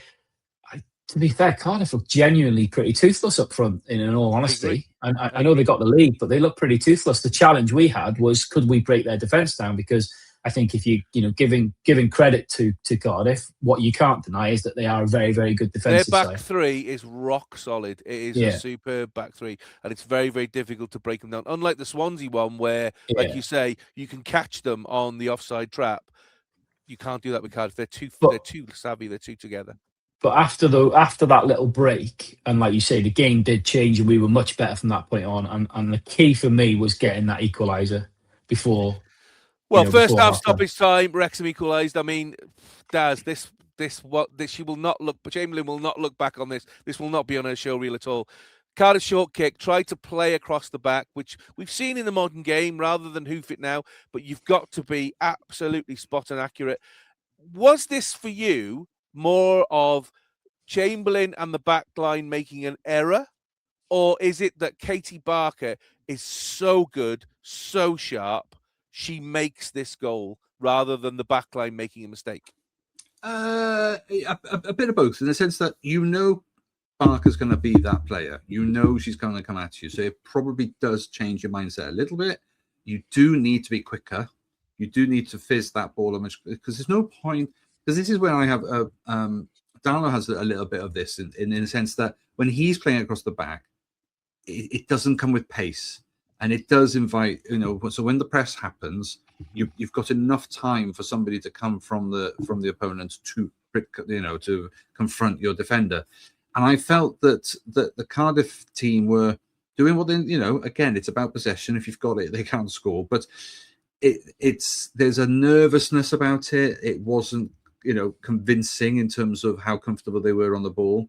And there's two parts of it, which was, goalkeeping mistakes, really. I mean, Chamberlain has a choice to make and makes the wrong one. The fact is, she is trying to play it to the original player that she had always intended to play it to. And Barker's managed to, cross it. The other half, play it into touch, if you want, or into space somewhere on the left-hand side, but don't commit to the player that you think you're going to always play it to. Or actually, there was probably an opportunity where she could have dummied herself out of that a little bit because Barker was flying. Yeah. And she could have sort of wrong-footed her, made her look a bit foolish, and then played it to the left back, and then and then suddenly, Cardiff have got this swagger. But of course, what she does is ends up creating an environment, a situation where Wrexham's tails are up, and there's a second mistake for Chamberlain as well, which is she gets bullied. Now Barker's she is small, but oh my God, there's like a terrier natural instinct about her, isn't there? And she manages to sort of get her body in the way. I can't remember exactly how she does it, but she almost she sort of shields around the ball. And she almost rotates. She almost rotates the goalkeeper away and round, and suddenly the goalkeeper's almost outside the goal line, going, "Well, how did it get here? How did you?" And then she's just got all the time in the world and thumps it with real venom to go, have it. And I think that statement, it was a real statement by going, you can't do this. You can't play across the back. You can't have all the time in the world. We're out to get you. And look, you messed it up, and have it, and really thumped it. And it was thinking like, okay, if you do want to do the Ayatollah to the kids, then I think there's a little bit of spice really building up in this fixture, which will be an interesting. I think by the end of the game, you're definitely right. Okay, we'll talk about that in a second, but I think you're absolutely spot on. I mean, obviously, Wrexham now, they managed to equalise, came out for the second half, a completely different Wrexham for me. They were dominant in that second half. 3 minutes in, Jenny Michigan's side went ahead. Faye Knox danced her way up the byline. I mean, literally beat the defender, round by the byline, took it by the thing, put it through. One lucky deflection from a Cardiff defender. So it went kind of through her legs, but it was just presented beautifully for Katie Barker, and she just smashed it into the net from 4 yards out, which was fantastic. 23rd league goal of the season, so she's got the golden boot. Chloe Chivers can't. I think Chloe Chivers is on 17 still, so she's got to score 6 goals against us if she plays on Sunday. So that's not going to happen. So she gets the golden boot. So congratulations to her. And it was Wrexham's number 18 who was clearly in the mood to wrap up her hat-trick. She almost had it when she got onto Mahmood's through ball, but Chamberlain was too smart to stop the thwarter. With the spring of the step, Wrexham began to look for that crucial third goal. Twice Faye Knox thought she had it. First strike from distance, looked destined for the top corner, but Chamberlain pushed it away. And this is the thing, from the mistakes that Chamberlain made, actually, she made some fantastic saves to try and keep Cardiff in the game, which is brilliant. 2 minutes later, then Knoxie was at it again, making space for herself outside the box. The winger's audacious shot clipped off the top of the crossbar. Cardiff's chances were very much at a premium. They were few and far between. 2 half chances did fall their way. Phoebe Davis almost turned a Fiona Barry cross into her own net, while Cook found the side netting on one point. However, with the clock ticking down, Wrexham found that crucial third goal. And this was the goal of the game for me. Fantastic, straight ball from the back. Rosie Hughes doing Rosie Hughes things, taking the ball on, draws 2 defenders to her, realizes she can't have the shot goal. Now, old Rosie might have shot at a go. She didn't. She saw Knoxie was open. She pushed it across the box. Knoxie took it, and as we've seen a number of times, comes inside the defender, drops the shoulder, smacks it in to go into the goal, which was absolutely fantastic for 3-1. Wrexham were intent on putting Cardiff to the sword. They had an opportunity to extend their advantage after Barker was fouled in the area by Kenny Walcott for the penalty. I mean, Daz, was it a penalty for you, that one? With Barker being fouled? Yeah, it's a clumsy tackle. She's already under pressure from one defender, and then I know she felt she had to do something because she felt that the first defender was losing touch of her, and once she gets half a yard, she's going to put the ball. But she does come, yes, it is. It's a clumsy challenge, but Barker makes sure. Oh, I mean, don't get me wrong. There was contact. It was an error, but it was sprinkles on top. Definitely, yeah. Well, Barker stepped up to take the spot kick and claimed the hat-trick with that, which is fantastic. And then things went from bad to worse for the Bluebirds, as in the final 5 minutes, Shannon Evans was shown a straight red for wiping out Barker as she was clean through on goal. I mean, again, Jamie, was that a red card for you? I understood it because you might say she was the last defender, but I thought by that point, the ref maybe could have gone, do you know what? This game's now out of reach. It's 4-1. Let's just give her a yellow. I know it's not in the rules. I was going to say that the problem is if it's the interpretation is it's a red card, whatever point of the game, whatever point of the season, whatever the scoreline is, you've got to give it, haven't you? To be fair, I thought she'd already been booked, so I thought there was another. She had been booked. She had been booked. So if she'd have got a yellow, she would have been off anyway. Yeah, I think it's unfair to give her a straight red because I think a straight red, she definitely misses. Yeah, it might be that she might miss the final as well, the cup final against Swansea. Possibly. I get what you're saying. In that instance, then maybe it would have been, maybe a more easygoing thing to do to give her a second yellow and a red that way. Look, I think in any other game it's given as a red card, isn't it? So I think you can't really blame the referee for giving it. I mean, I was obviously sympathetic by singing "Cheerio, Cheerio." Not my best moment. Yeah, you and Katie Barker, who proceeded to celebrate the red card as if. Absolutely. I mean, was it a red for you, Daz? Was it a straight red for you? It was probably denying a goal scoring opportunity. So by being last player and last line of defence, the letter of the law. I mean, whether it was a yellow anyway, probably. Yeah. So I think she was going anyway. But the fact that Parker's on the floor is just waiting and waiting, sees the red card and is cheering in a horizontal position. Yes. Is.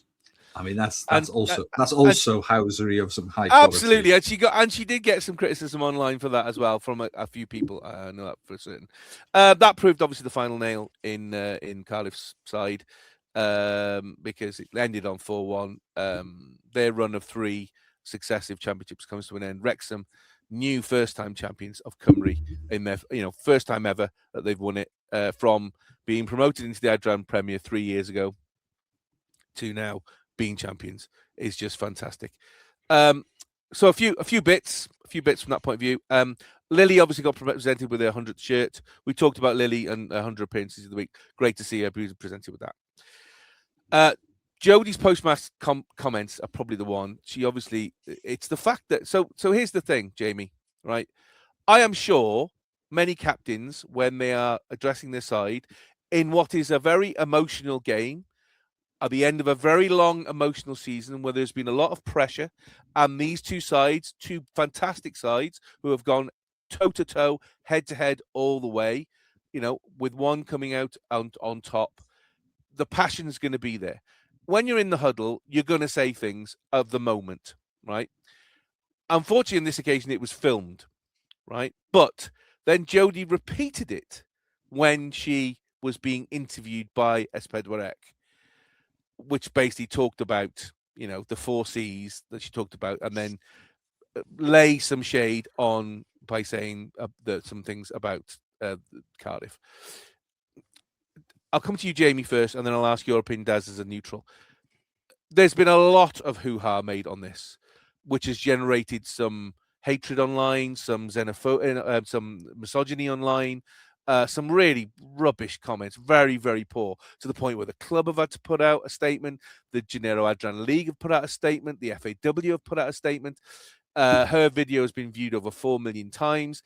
Is this a storm in a teacup, or is it just because you don't need much to create stuff like this online, or do you feel that maybe, I mean, Jodie's my captain, and I would run, as I said on social media, just about her, I just said, never mind run through brick walls for her. I'd build the wall first and then smash my face against it if she asked me to, because she has a lot of passion. You can see it, and it generates a lot of passion in the side, and that goes a long way with regards to being positive with regards to results. But do you think Jodie maybe should have had a little bit more? Don't throw petrol on that fire. It doesn't need any more petrol. There's enough there. You doing that is not helping. Or do you just kind of go, do you know what? That's football. If Cardiff have got any sense, they bookmark every tweet, they take out every article, they store it away, and then next year they pull it out and go, right, we don't need any motivation. Just look at this from last season, and that will give them the impetus to basically come back at us. Yeah, I mean, there's lots of threads to the whole conversation, isn't there? I mean, first and foremost, it has to be said, the whole, the inappropriate comments that have been made that have prompted the club and the league to have to put statements out. There's no place for that. It's pathetic. I'm all for banter in football. I'm all for rivalries in football amongst fan bases and amongst teams and clubs and things. I'm all for that. But there's lines that you just don't need to cross. And in this day and age, there's certain things you just don't need. There's no need to get to be saying anything like some of the things that have been said. So there's just no need. Full stop. Regardless of what's been said. You asked me about this yesterday, and my reply to you was, I thought she'd maybe been tucked up a little bit by the media team by them recording it and then putting it out there. But then you told me, which I didn't know, that she'd repeated it in the interview on Espadua X. So, yeah. Look, she clearly stands by what she said. Can I understand the fume it's caused? Yes, because I think if you try and put yourself in a neutral situation, or you try and look at it objectively as neutral, it would boil your piss. It really would. Yeah. But the other thing you've got to say is, one, we don't know the ins and outs of what's gone on, do we? Behind the scenes, on the pitch before the games when they're warming up. Have things been said behind closed doors?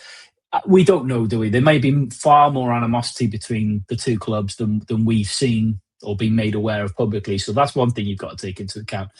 But I think above all else, what comes across and what's come across all season, and that just epitomised it in the end of that game, is that is a proper captain. That is what you want to see from your captain. Somebody that's absolutely, literally bursting with pride to be the captain of that football club and that football team, and that then transfers across to the rest of her players. And I haven't got any major problems with passion at all. Not in one bit. Should it have been said behind closed doors? Arguably. But look, she said it, and she clearly stands by it because she's repeated it on TV. You're right in what you said, though. It gives the motivation to Cardiff before a ball's even kicked next season. They're going to be, not only will they be hurting from the fact that they've lost their title, but given the kind of the sour taste of how this season's ended with getting demolished at the racecourse. And then with what's happened with Jodie after the game and things, they're going to be absolutely raring to get it back next season. So it's going to add some real spice to the games next season, that's for sure. But yeah, it is what it is. A little bit of a storm in a teacup, yeah. Daz, let's have a neutral take on this, and I'm gonna be as neutral as I can. Okay, you can't tell me that no team is responsible for doing these kind of things at some point in their careers, right? I'm sure Cardiff have done it. I'm sure Swansea have done it. I'm sure TNS have done it. All teams have done it.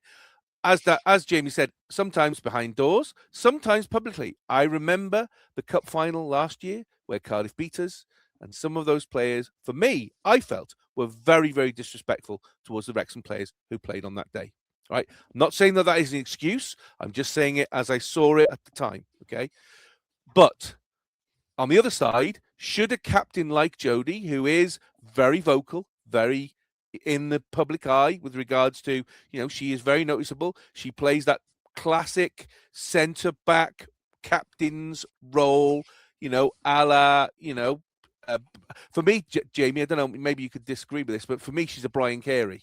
If you were comparing it to the men, she's that kind of, backline, strong defender, marshals the defense, very vocal, and particularly when it comes to things like this. But should she ever had a bit more, I need to be a bit calmer when I'm speaking to the media, because unfortunately, whether we like it or not, when these things go out on social media, that gives everybody a chance to chip in, and people will see it as they want to see it and react accordingly, as we have seen in social media at the moment. So my first point is, she said nothing that was contentious. She said nothing that was rude. There was no vulgarity. If people keep saying the 4 C's, I kind of went, what the hell did she say? You know what I mean? And then I thought, no, and I watched that interview on Esperec, and so their team morale is courageous, committed, creative, and controlled. That's the 4 C's. Brilliant mantra. And the fact that they've kind of wanted to say Cardiff City collapsed to the champions is factually correct. What is there about that that's inappropriate? And so if you want to say we are showing togetherness, commitment, the fact that we have got this mantra and we buy into it, and that's what the management have done. But we as a team now really feel like we've got this new one to celebrate. I think that's just a bit of fun. I just think that's a really great moment of celebration. I see nothing in this that is contentious. I see nothing in this that is vulgar. I don't, and it's absolutely the epitome of a long journey of trying to beat the what was the reigning champions, the hardest team to beat. And I just feel like it was a genuine moment of celebration. So it's still a very good team, though, aren't they? I mean, their points tally. They've only lost, like, I think 3 or 4 times this season. They're still a superbly good team. And the team you lost to in the cup, so they've had their moments, and you've had yours. Now, luckily, in one cup final, you've had one, and it went to penalties. So we're not saying it's a clear cut here. So you can argue you've lost one, you've won one, we've drawn one. We talked about that before. So this is a very finely balanced rivalry, if we're going to call it that, because they are now clearly the two to beat for next year. For the media to even think this was even an alarming statement to make, or a disrespectful one, I think already kind of elevated it. And then those who jumped on the bandwagon, thank God I don't do social media these days. It would just, I pity the people who look for that, because that's clearly, they've gone and found some animosity in it. No, that's just genuine celebration going, this is how we've won. And we did it through hard work, and we work with this, motto, mantra, whatever their guidance from their management is. They call it the 4 C's, and they just call it the 4 C's, and it's just this thing that they work to, and they're going to go, come on, don't forget, we've got to be courageous. That's the first one. Let's do it. But controlled, I quite like it. I think that's incredibly, nuanced management. Somebody's looking for it, and the fact that she's had a bit of fun going, we want to mark this. We want to celebrate it. Let them celebrate. They deserve it. So, Jamie, Wrexham Women are champions of Cymru, which is fantastic. I was in floods of tears at the end, and it was very emotional for me, because this has been the culmination of a number of years of seeing Wrexham Women, slowly build up. How incredible is it from where we started? 2 weeks before the season started, Jenny Sugarman was appointed. She had her training camp in Norwich with one contracted player, Lily Jones, and nothing else. And she's basically put together a side of people that's been brought in, some very, very, wise and clever recruitment, and taking existing players who have been the backbone of the side and really upping their game, improving their game, giving them form, giving them shape, giving them commitment, to then by the end of the season, in the space of 5 days, taking Swansea City and Cardiff City, scoring 11 goals to 2 against the two sides who have dominated women's football in Wales for the last 15 to 20 years. How impressive is that? And where does it come from? Does it come from the players? Does it come from the coaching team? Or does it come from Jenny? It's unbelievably impressive, isn't it? I mean, it's the strides that have been made this season are unbelievable. And like you say, when you consider we were having a conversation at the start of the season about feeling a little bit like maybe the women's side of things had been put on the back burner in at the expense of other things that were going on. That clearly wasn't the case. It was more a case of they just couldn't put the pieces in place sooner and had to bide their time. But by God, what a job they've done. Everyone from the top down, because, the people involved in appointing, Jenny Sugarman, first of all. Well, some big credit needs to be given to Genero Adran, because I know lots of people have been talking about Michael Williamson as the CEO, and that's great. Yeah, obviously, it comes from him, but this is down to Genero Adran. Genero Adran is the push. Genero Adran is the one who interviewed Jenny Sugarman. She's the one who appointed Jenny Sugarman. She's put the hard graft in over the summer. I think it's important that she's mentioned in dispatches, because without her, there is no Wrexham Women. I'm afraid there isn't. From day one, when it was reborn, she's been the driving force.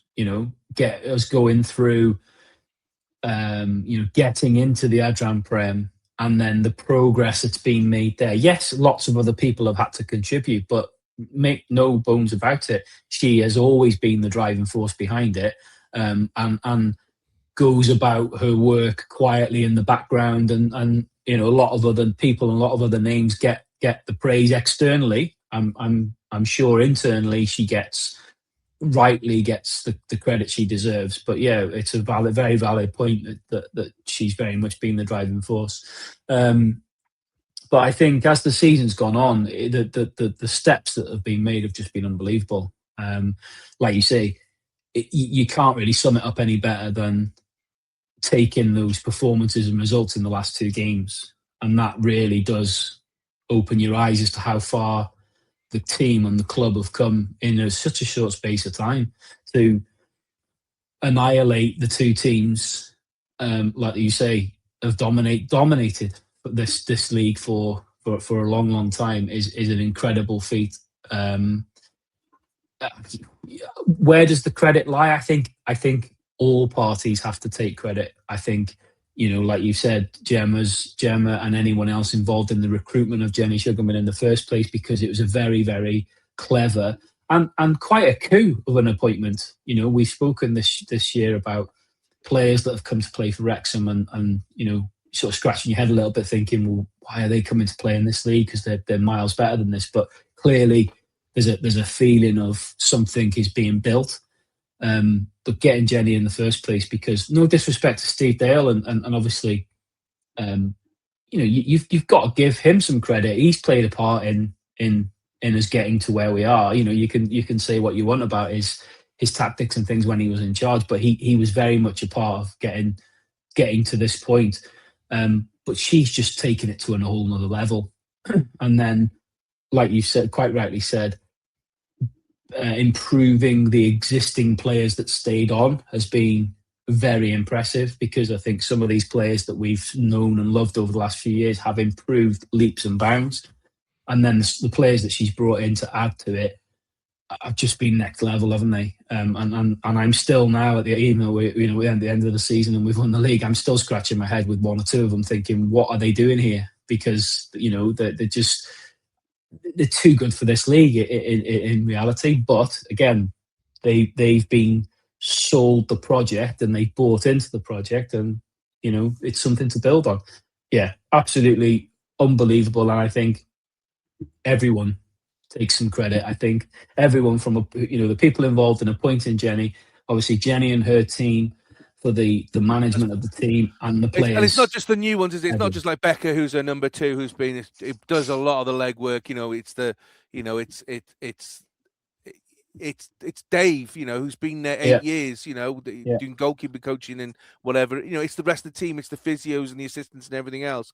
It's that as well. It's the fact as well that they've now got Sean, who's the new media person, who's just for the women.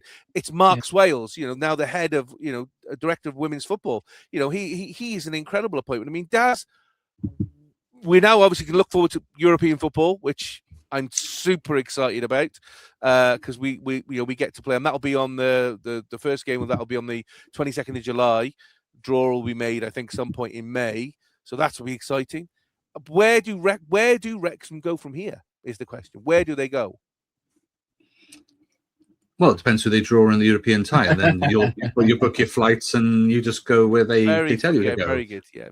Leave the comedy to me. You just do the football stuff, all right? I think that my issue is, I've shared many times, is that this league has a ceiling, and that is the problem. That is the problem. So the outlet and the reward is Europe, and it was all or bust. I felt that this was a huge commitment. They'd invested in players, a manager, and Jamie used a good description there. They were sold the project, and the project was European football. It has to be. There's nothing else about the League of Wales. A good paycheck. It has a platform. It's regularly televised, probably better televised than some of the lower leagues in England. So there's an element of exposure and access, but crowd numbers, we need to work on that, as Wrexham have already started to make some inroads into that. But it's European football, and like I said last week, maybe the week before, unless we expand the league and make it a more meaningful sized league, but also have decent, not making it up of 2 teams, maybe 3 teams and the rest, but that there's a decent 12, 16 team league or whatever, and that maybe UEFA would give them then more than 1 European place. Then there's something, But now at the moment there's jeopardy. You got to go into next season, first of all, competing in the European tournament, which adds extra games, which will involve travel, which will involve, unless teams want to come to the racecourse. And we host, because how it works is it's four teams in each group, and then 1 team in that group becomes the host. So we could host, and that means we won't go anywhere. But then that's not the fun of European football for us. We want to go to Europe. Yeah, I think I missed that. Did I miss that? I've forgotten about that. But yeah, because the whole point is, you want to go and play against the best, and better yourself against other teams. So at least you get a few games, yes. But there is something about the away trips, and there is something about being able to say, you went to that European campaign.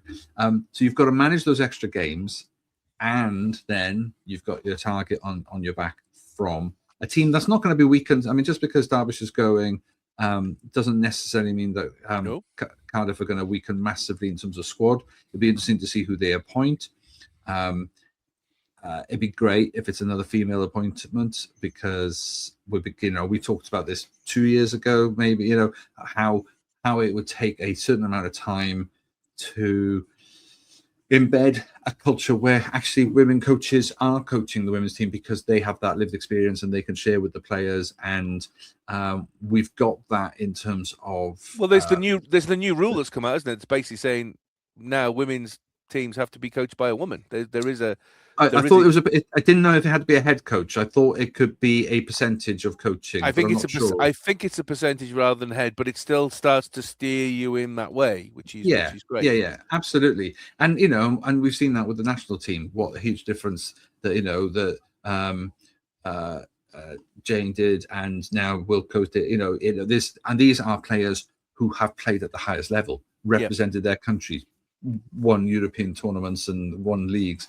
So when you've got coaches who have, now the league's been around long enough, there are ex-players who are now brilliant coaches. And I think it's going to trickle through, and it will be an opportunity, rather than it being a junior coach cutting their teeth before they then make a step, which is probably what Derbyshire's doing. where he's been offered something better and is now back in the men's game. But for a while, he got to sort of practice with the women's team. That's that's slightly disrespectful a scenario to be in. Now that doesn't happen. Now actually this is a sort of meaningful league, meaningful team. It's actually a really important responsibility, and without lessening or lowering the standards in any way, shape, or form. In fact, we can argue that, like you said, Steve Dale did a great job, got you promoted. That playoff to get into that league is one of the most horrible things, where you can win your league and still not get promoted, which you knew from 1 year and failed 1 year and did the next year. It's a hell of a journey, and so fair play to him, like Jamie said. But this feels different, and the energy around the place feels different. Because the money, I keep coming back to it, but you bought really well, but you've got the resources. So, and Cardiff have too, and Swansea will probably begin to look that way as well. Everybody else, though, is not one of those three clubs who play in the English pyramid. But maybe it might force TNS into spending some more money, because you can't deny that a lot of the funds currently got directed towards the men because they're in such a dominant position in the JD Cymru. Does that mean that they might think, you know what, we need to start competing a bit more? Well, they've done that a little bit, but I think, don't forget, they have to make sure they always win that league, because that's the way that they get their European football. I mean, they nearly didn't, or there's. In the last however many years they've won it in a row and all of those things, there have been moments where teams have come through and been a 2-horse race for a bit, and then they extend it. They have to maintain that dominance, which means they have to make sure they get the pick of that player that's in that band. Do they make a lot of money? I can't imagine they do, but some of that money from the men's game and the European games that they get, or the one European game, maybe two if they get through, or whatever. Like I say, last year was I think an exceptional year. Otherwise, are you using the men to substitute the women? I mean, maybe, but I just don't see them doing that hugely. But there's only so much you can get from the League of Wales men, and then all the other clubs are going to be, nobody can compete with that. There's no sort of huge investor in most of these clubs. Most of them are locally owned or community run, or it's a decent level, but it's still a long way off what Cymru needs, because we've got such an easy access to the England one. If you're anywhere near good, you're probably being touted and then just being invited to go straight into the England setup. And why wouldn't you? Because you then get to be playing WSL. With peas, with curry, with love, and hopefully without food poisoning. Must be time for the chip shop. Daz and Jamie are standing by with the champion scoop of chips. Maybe a crumble for afterwards. Who knows? Let's look at last week's predictions. Pretty even, unfortunately. Swansea City versus Wrexham. Jamie, Daz, and I all predicted wins for Wrexham, which we got, but we massively underestimated that. So we all got a point for that. We obviously all banked on Cymru beating Bosnia. That fell flat on its arse. So we've got no points for that. Again, we predicted Wrexham to beat Cardiff City in that game on Sunday. And we were close. Jamie with a 3-1 was very close. I know he was swearing next to me when that fourth goal went in. Fucking raging when that penalty was given. Raging. He thought he was going to hang on to 3-1. And Daz was obviously hoping at 3-1 that Cardiff were going to score. But we all got a point for that. And then Cymru versus Northern Ireland, we all predicted that Cymru were going to win. And guess what? We were massively wrong because of the draw. So we got absolutely nothing from that either. So it's still Jamie at the top, 87 games now played, 55 points. Daz in second, 87 games, 47 points, 8 points behind Jamie. And then me, 87 games, 43, 4 points behind Daz. But it's still all to play for. Although it's getting close to not, because there's only 1, 2, 3, 4, 5, 6, 7, 8, 9. There's only 10 games left that we are predicting. But you never know what's going to happen. So first into Friday tonight, it's West Bromwich Albion. So Friday, 3rd of April, hopefully a good Friday for Wrexham. At the Hawthorns, 3 p.m. BST, Wrexham take on West Brom in the first game back after the international break. We last played West Brom at the Stoke Kairos in August, where West Brom won 3-2. Wrexham's goals from Lewis O'Brien and Sam Smith. Since then, West Brom has struggled in the league until a recent turn of form of late. They sacked manager Ryan Mason in January and appointed ex-Manchester United coach Eric Ramsey in his place. They're currently 20th in the league, 11 wins, 10 draws, 18 losses, goal difference of minus 14, 43 points, 4 points off the relegation zone. Last 5 results for West Brom: a 2-1 loss away at Oxford United, a 1-1 draw away at Sheffield United, a 1-1 draw at home to Southampton, a 3-0 win at home to Hull City, and a 1-0 win away at Bristol City. And the chips are done. So, Jamie, as we've seen a bit this season, after the international break, Wrexham don't turn up. Are you concerned that Wrexham are not going to turn up for this one when it's such a crucial end to the season, 7 games left to go? Or do you feel the rest has actually done us the world of good? I mean, there was talk today with Parky in the press conference. Kiefer Moore is looking better. Ben Sheaf, the leg brace is off, and he's actually running a straight line, which is great. Unfortunately, though, James, it's more complicated than they were expecting. And as for Kakache, he's gone for another scan, probably to find what flavour crisps he's made of, because it seems to be that way. Which Wrexham are you hoping? Because it is away, but it is a crucial game, isn't it? Yeah, this is well and truly the business end of the season now, isn't it? The running, the Fable running. Massive weekend, massive weekend in I think in deciding our season, really, when you consider the 2 fixtures.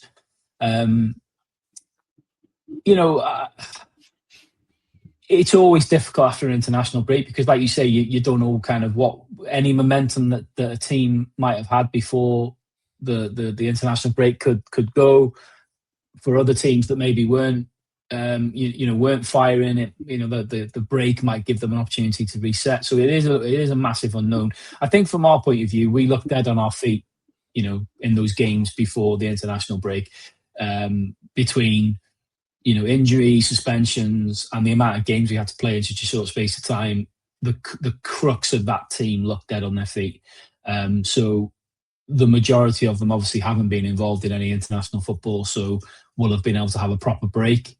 And then obviously ramp up the training as we've got closer to this game.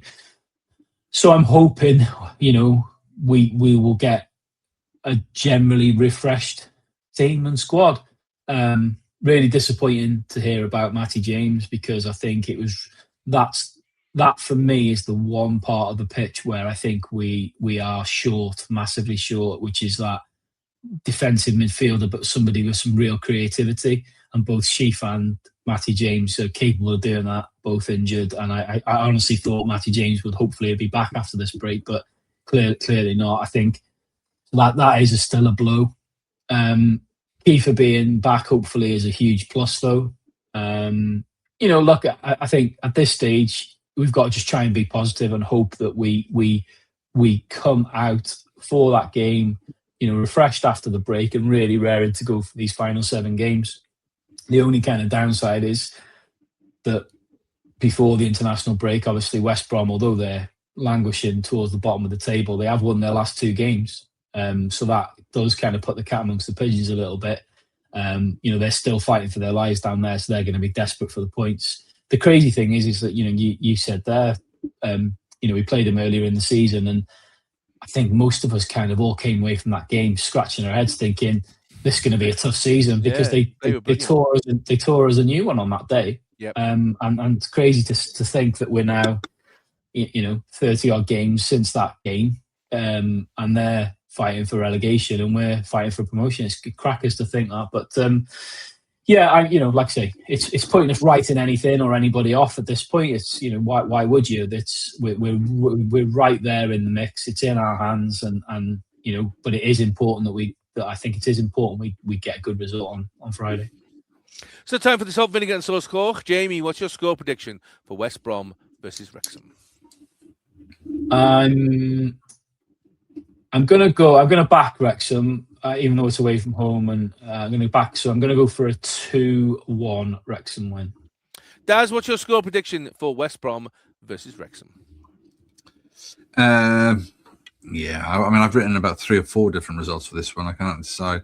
I'm going to go for a 1-1 draw. And I'm predicting Wrexham, West Brom 1, Wrexham 1 as well. I think Wrexham, again, I'm just concerned that Kakachi probably won't be playing because he'll be coming back from Burkina Faso. He won't be ready. So who do you put on the wing?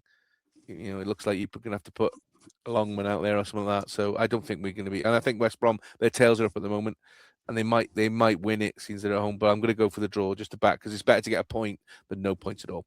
So let's wrap those chips up to keep them warm. And next is the Friday tonight. It's Swansea City Women. So Sunday the 5th of April at the Rock. Kickoff now 4:30 p.m. BST, which is live now on Scorio on YouTube because they've decided, seeing that there was no trophy there on Sunday, which they didn't even talk about, they're going to do the trophy lift this weekend because it's the final home game. Wrexham Women play Swansea City Women. The champions play the last game of the domestic season versus Swansea City in front of the cameras. Swansea City are third. They can't move in the table, so that's where they're going to stay. And their last game was a 1-0 loss at home to TNS. Wrexham played them obviously only last week at Tonopandi with a 7-1 win. Stacey John Davis and Steph Turner, both great players and real servants to the league over the years, are retiring at the end of the season. This probably will be their last game, unless they play in the cup final, of course, against Cardiff City. They can look forward, obviously, to that Butte Energy Cup final at Newport if they do play. Wrexham obviously will lift the trophy at the end of the game, taking the Adran League and Cup double for 25-26 in front of what looks like to be a packed-out crowd. There are currently only 500 tickets left for the Rock. The official capacity is 3,000, but I can't imagine there's going to be 2,500 there. I reckon probably 1,500. But if we can get it up to 2,000, I think that'll be incredible. It will be a very, very busy day at the Rock. And the chips are done. So, Daz, tricky one this. Swansea will have one eye on the cup final because they've got nothing to play for in the league. Wrexham are already champions. Do Wrexham put out a full strength side, or do they play fringe players? Does Swansea put out a full strength side? Do they put out fringe players? They have to do as a guard of honour, which will be quite nice. Is this a bit of a dead rubber, or should this just be a celebration and give that opportunity for the fringe players of both sides some time on the pitch to show, actually, we're still here, even though we've maybe not been playing the most important, what some people might think the most important parts, we're still here and we're still a very, very important part of each side. Yeah, I think neither manager, well, let's put it this way, Swansea won't risk their star players, I don't think. Their season is completely reliant about winning a cup. Now, the cup. So I don't see them risking any important players. So if there's any kind of niggles, if there's any kind of 50-50s, so they're probably going to utilize it as a not a reserve team, but the fringe players, like you said. Wrexham, this is it. This is the last game of the season.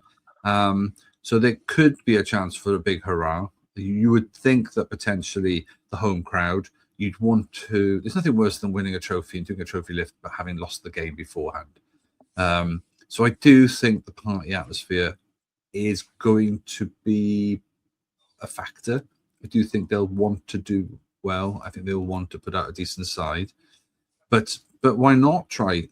Still, even your fringe players are still decent players. Maybe playing something different or whatever. But I suppose what works 7-1, what works 4-1. Although I do think both games skewed by moments, skewed by the Swansea one. I think once the heads were down, the heads were down. I mean, that's the thing, that they just couldn't stop it in the end. I don't think they're a team that are 7-1 behind them in terms of quality. So I do think there's a potential that Wrexham might put out a decent side. Maybe rotate a couple of players. Just, is there a risk that any of those players are leaving? Is there a risk that, I don't know what Rosie Hughes' his future is, but she seems to have had a sort of an upturn. But there was a time at the beginning of the season where I thought she might have been just completely been transfer marketed out of the team by having all these extra better players come in. But she's forced her way back in, which is great to see. Are there any other players that are, not a testimonial, but this could be their chance to say goodbye. So I do think there may be some fringe players in that you might go, okay, that's an interesting choice. And could be a whole range of reasons behind it. So I don't think it'll be their first team, but I don't think they're going to weaken it so much that they risk the party being spoilt. I mean, Jamie, there are a number of players on there at Wrexham where you could put in. You could put Karen Allen in. You could put Chloe Ankers. You could put Leah on the wing. Evie Sadler obviously has just come back from injury. She could play. There are a number of players who could play. Do you play them, or do you say, do you know what? No. The star players, for want of a better word, the ones who have, we've watched all season, this is your moment to shine. This is your moment to say, for fans to say thank you to you, and you deserve the run out. Which one do you do? I think she'll do both. I think she'll want to win this game. Like for the reasons that you've already said, last game of the season, already champions. You don't want to lose the game and then have the trophy lift. It's going to be a big crowd at home. Obviously I know we were at home last weekend, but the genuine home. And I think Jenny Sugarman will want a performance and result that really kind of puts the exclamation mark on us being champions this season. That being said, I think she might make more substitutions in this game than maybe we're used to seeing her do, where to give minutes to as many players as possible. But I fully expect the starting 11 to be as strong as if we needed to win this game to win the league, to be honest with you. So Daz, time for the Salt Vinegar and Sauce Cork. Daz, what's your score prediction for Wrexham Women versus Swansea City Women? I am going to go for 3-1 to Wrexham. Jamie, what's your score prediction for Wrexham Women versus Swansea City Women? I was going to say 3-1 as well. I'll go 4-1 then. And I'm predicting Wrexham 5, Swansea City 0. I think Swansea City will protect all their players, so I think they will have a lot of their squad players out, and I think some of the key players, I think they'll want to play. They'll want to play. They'll be saying to Jenny, try and keep me out the side. I want to make a statement at the end. I want to celebrate. I want to score goals. And I think they will be absolutely gunning for it. So I think it's going to be 5-0 to Wrexham. It might even be more than that. But, we'll go with 5-0. So let's wrap those chips up to keep them warm. And last into the fryer tonight, it's Southampton. So Tuesday, 7th of April, Stoke Kairos, kickoff 8 p.m. BST. Rearranged game from the Easter Monday because Southampton are in the FA Cup versus Arsenal on the Saturday before. Wrexham take on Southampton at Stoke Kairos. Back all the way to the first game of the season where Wrexham visited St Mary's Stadium. Hard-fought 2-1 loss to Southampton. Wrexham went in the lead with a Josh Windass penalty, but Southampton subs came on and they scored 2 goals in the 90th and the 96th minute to win the tie. I was gutted. For the first game of the season, I thought we were going to win it. Since then, Southampton have had a hard season, but have bounced back and are currently 6th in the league, 17 wins, 12 draws, 10 losses, goal difference of plus 15, 63 points, equal with Wrexham in 7th, but ahead on goal difference at the moment, before obviously we play on Friday. Their last 5 league results: a 3-1 win away at Sheffield Wednesday, a 1-1 draw away at West Brom, a 2-1 win away at Coventry City, a 1-0 win at home to Norwich City, and a 2-0 win at home to Oxford United. And the chips are done. So, Jamie, for me, this is kind of it. I think this is the crunch for me. Depending on what happens in this game, dictates whether, for the last 5 games, we are fighting for a playoff place or not. Agree or disagree? No, I agree. I think before the international break, I was very much of the opinion that we were going to be battling Hull more than Southampton for that final playoff place, because I just thought for Southampton we're in such good form and had the momentum. I could see them getting 5th and then it becoming a battle between us, Hull, Derby, maybe Watford for the 6th place.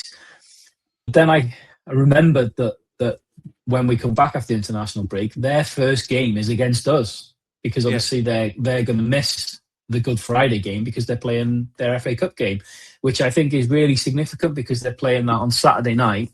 So it's an 8:00 kickoff. They're playing Arsenal, who are champions in, Premier League champions in waiting. And then 48 hours later, or a little bit over, I've then got to come and play at the Cairo. So it's a big ask for them, that is. Big ask for them. But I do agree with you. I think, and depending also what happens against West Brom, if we come away from that losing, this game becomes even more important. But regardless, I think whatever happens against West Brom, I do agree with you. I think given that we're at home and they are a very close, rival for this playoff place, it sounds really dramatic, but it's a must-win game for me. Because we're at home, it's a must-win game. So time for this hot vinegar and sauce score. I'll go first on this one. I think that it's going to be Wrexham 3, Southampton 1. I think Wrexham, as we've done before, I remember the Charlton game, I remember the Notts County game. This is why possibly the West Brom game will be a bust, because as we've seen over Easter, we often have a bust game, and then that vital game that we kind of think, well, we've got to win, we turn up to. And I think we're going to do it. I think Southampton are going to be tired off the back of that Arsenal game. I'm praying that it goes to extra time because that will be even more fun. And I think we're going to win 3-1. Jamie, what's your score prediction for Wrexham versus Southampton? I'm torn between two results, either a 1-0 Wrexham win or a 3-2 Wrexham win. I'm going to go for a 3-2 because if you look at their scoring statistics, we're both quite high-scoring teams. So I'm going to go for a 3-2 Wrexham win. I think we're in Notts County territory here. Daz, what's your score prediction for Wrexham versus Southampton? I'm just playing the averages here for the point of trying to be. I need to be different, otherwise, it's bullseyes. We're all playing for bullseyes, which is the hardest part of this. Yeah, anyway, absolutely. That's the only way really you're going to take him now because you're 8 points behind. Obviously, without the end of league prediction stuff, which yeah. Of which, of course, that will just make all the difference. Yep. I'm going to go for a 2-2 draw because that buys me a whole load of results in my favour potentially. So you're basically saying Wrexham are going to draw their next two games. Mm-hmm. Okay, that's pretty good. So let's wrap those chips up to keep them warm. And we'll be looking back at all three of these games in next week's pod. So there you go, back to league fun. Yippee! Next week, we look back at Wrexham men's two fixtures away at West Brom and at home to Southampton in that vital tie we just talked about, and Wrexham women's final game and celebrations versus Swansea City women. And we look forward then to a Sunday lunchtime game away at Birmingham City. And Cymru women take residence at the Stoke Kairos as they continue to try and qualify for the next World Cup as we welcome Albania women in the next qualifier. Please let us know by usual channels on social media and by email or by, time putting on paper and then wrapping it as a boat and then floating it down the river to us. Whichever way you want, we'll take it anyway. But we always welcome your comments and your questions and whatever. My thanks to these two who have looked very tired, both of them. I think it's been quite an emotional week for us all, to say the least. Both in yay and thank you. Me and Jamie are super tired after being at our sister's wedding last night. So thank you, Jamie. Pleasure. You can go to bed now. And thank you, Daz. Yeah, you're welcome. It was a late one coming back from the stadium, thanks to various choices on the Transport for Wales, but didn't quite make the train I wanted. So cold platform waiting for me. No, where's the surprise? What, Transport Wales letting you down? No. Normally they're better, but normally they're really good. But this time, just missed the train. This is like, damn it. Of course, I'm in Welshtechie. And until next week, come on, Cymru, and come on the town.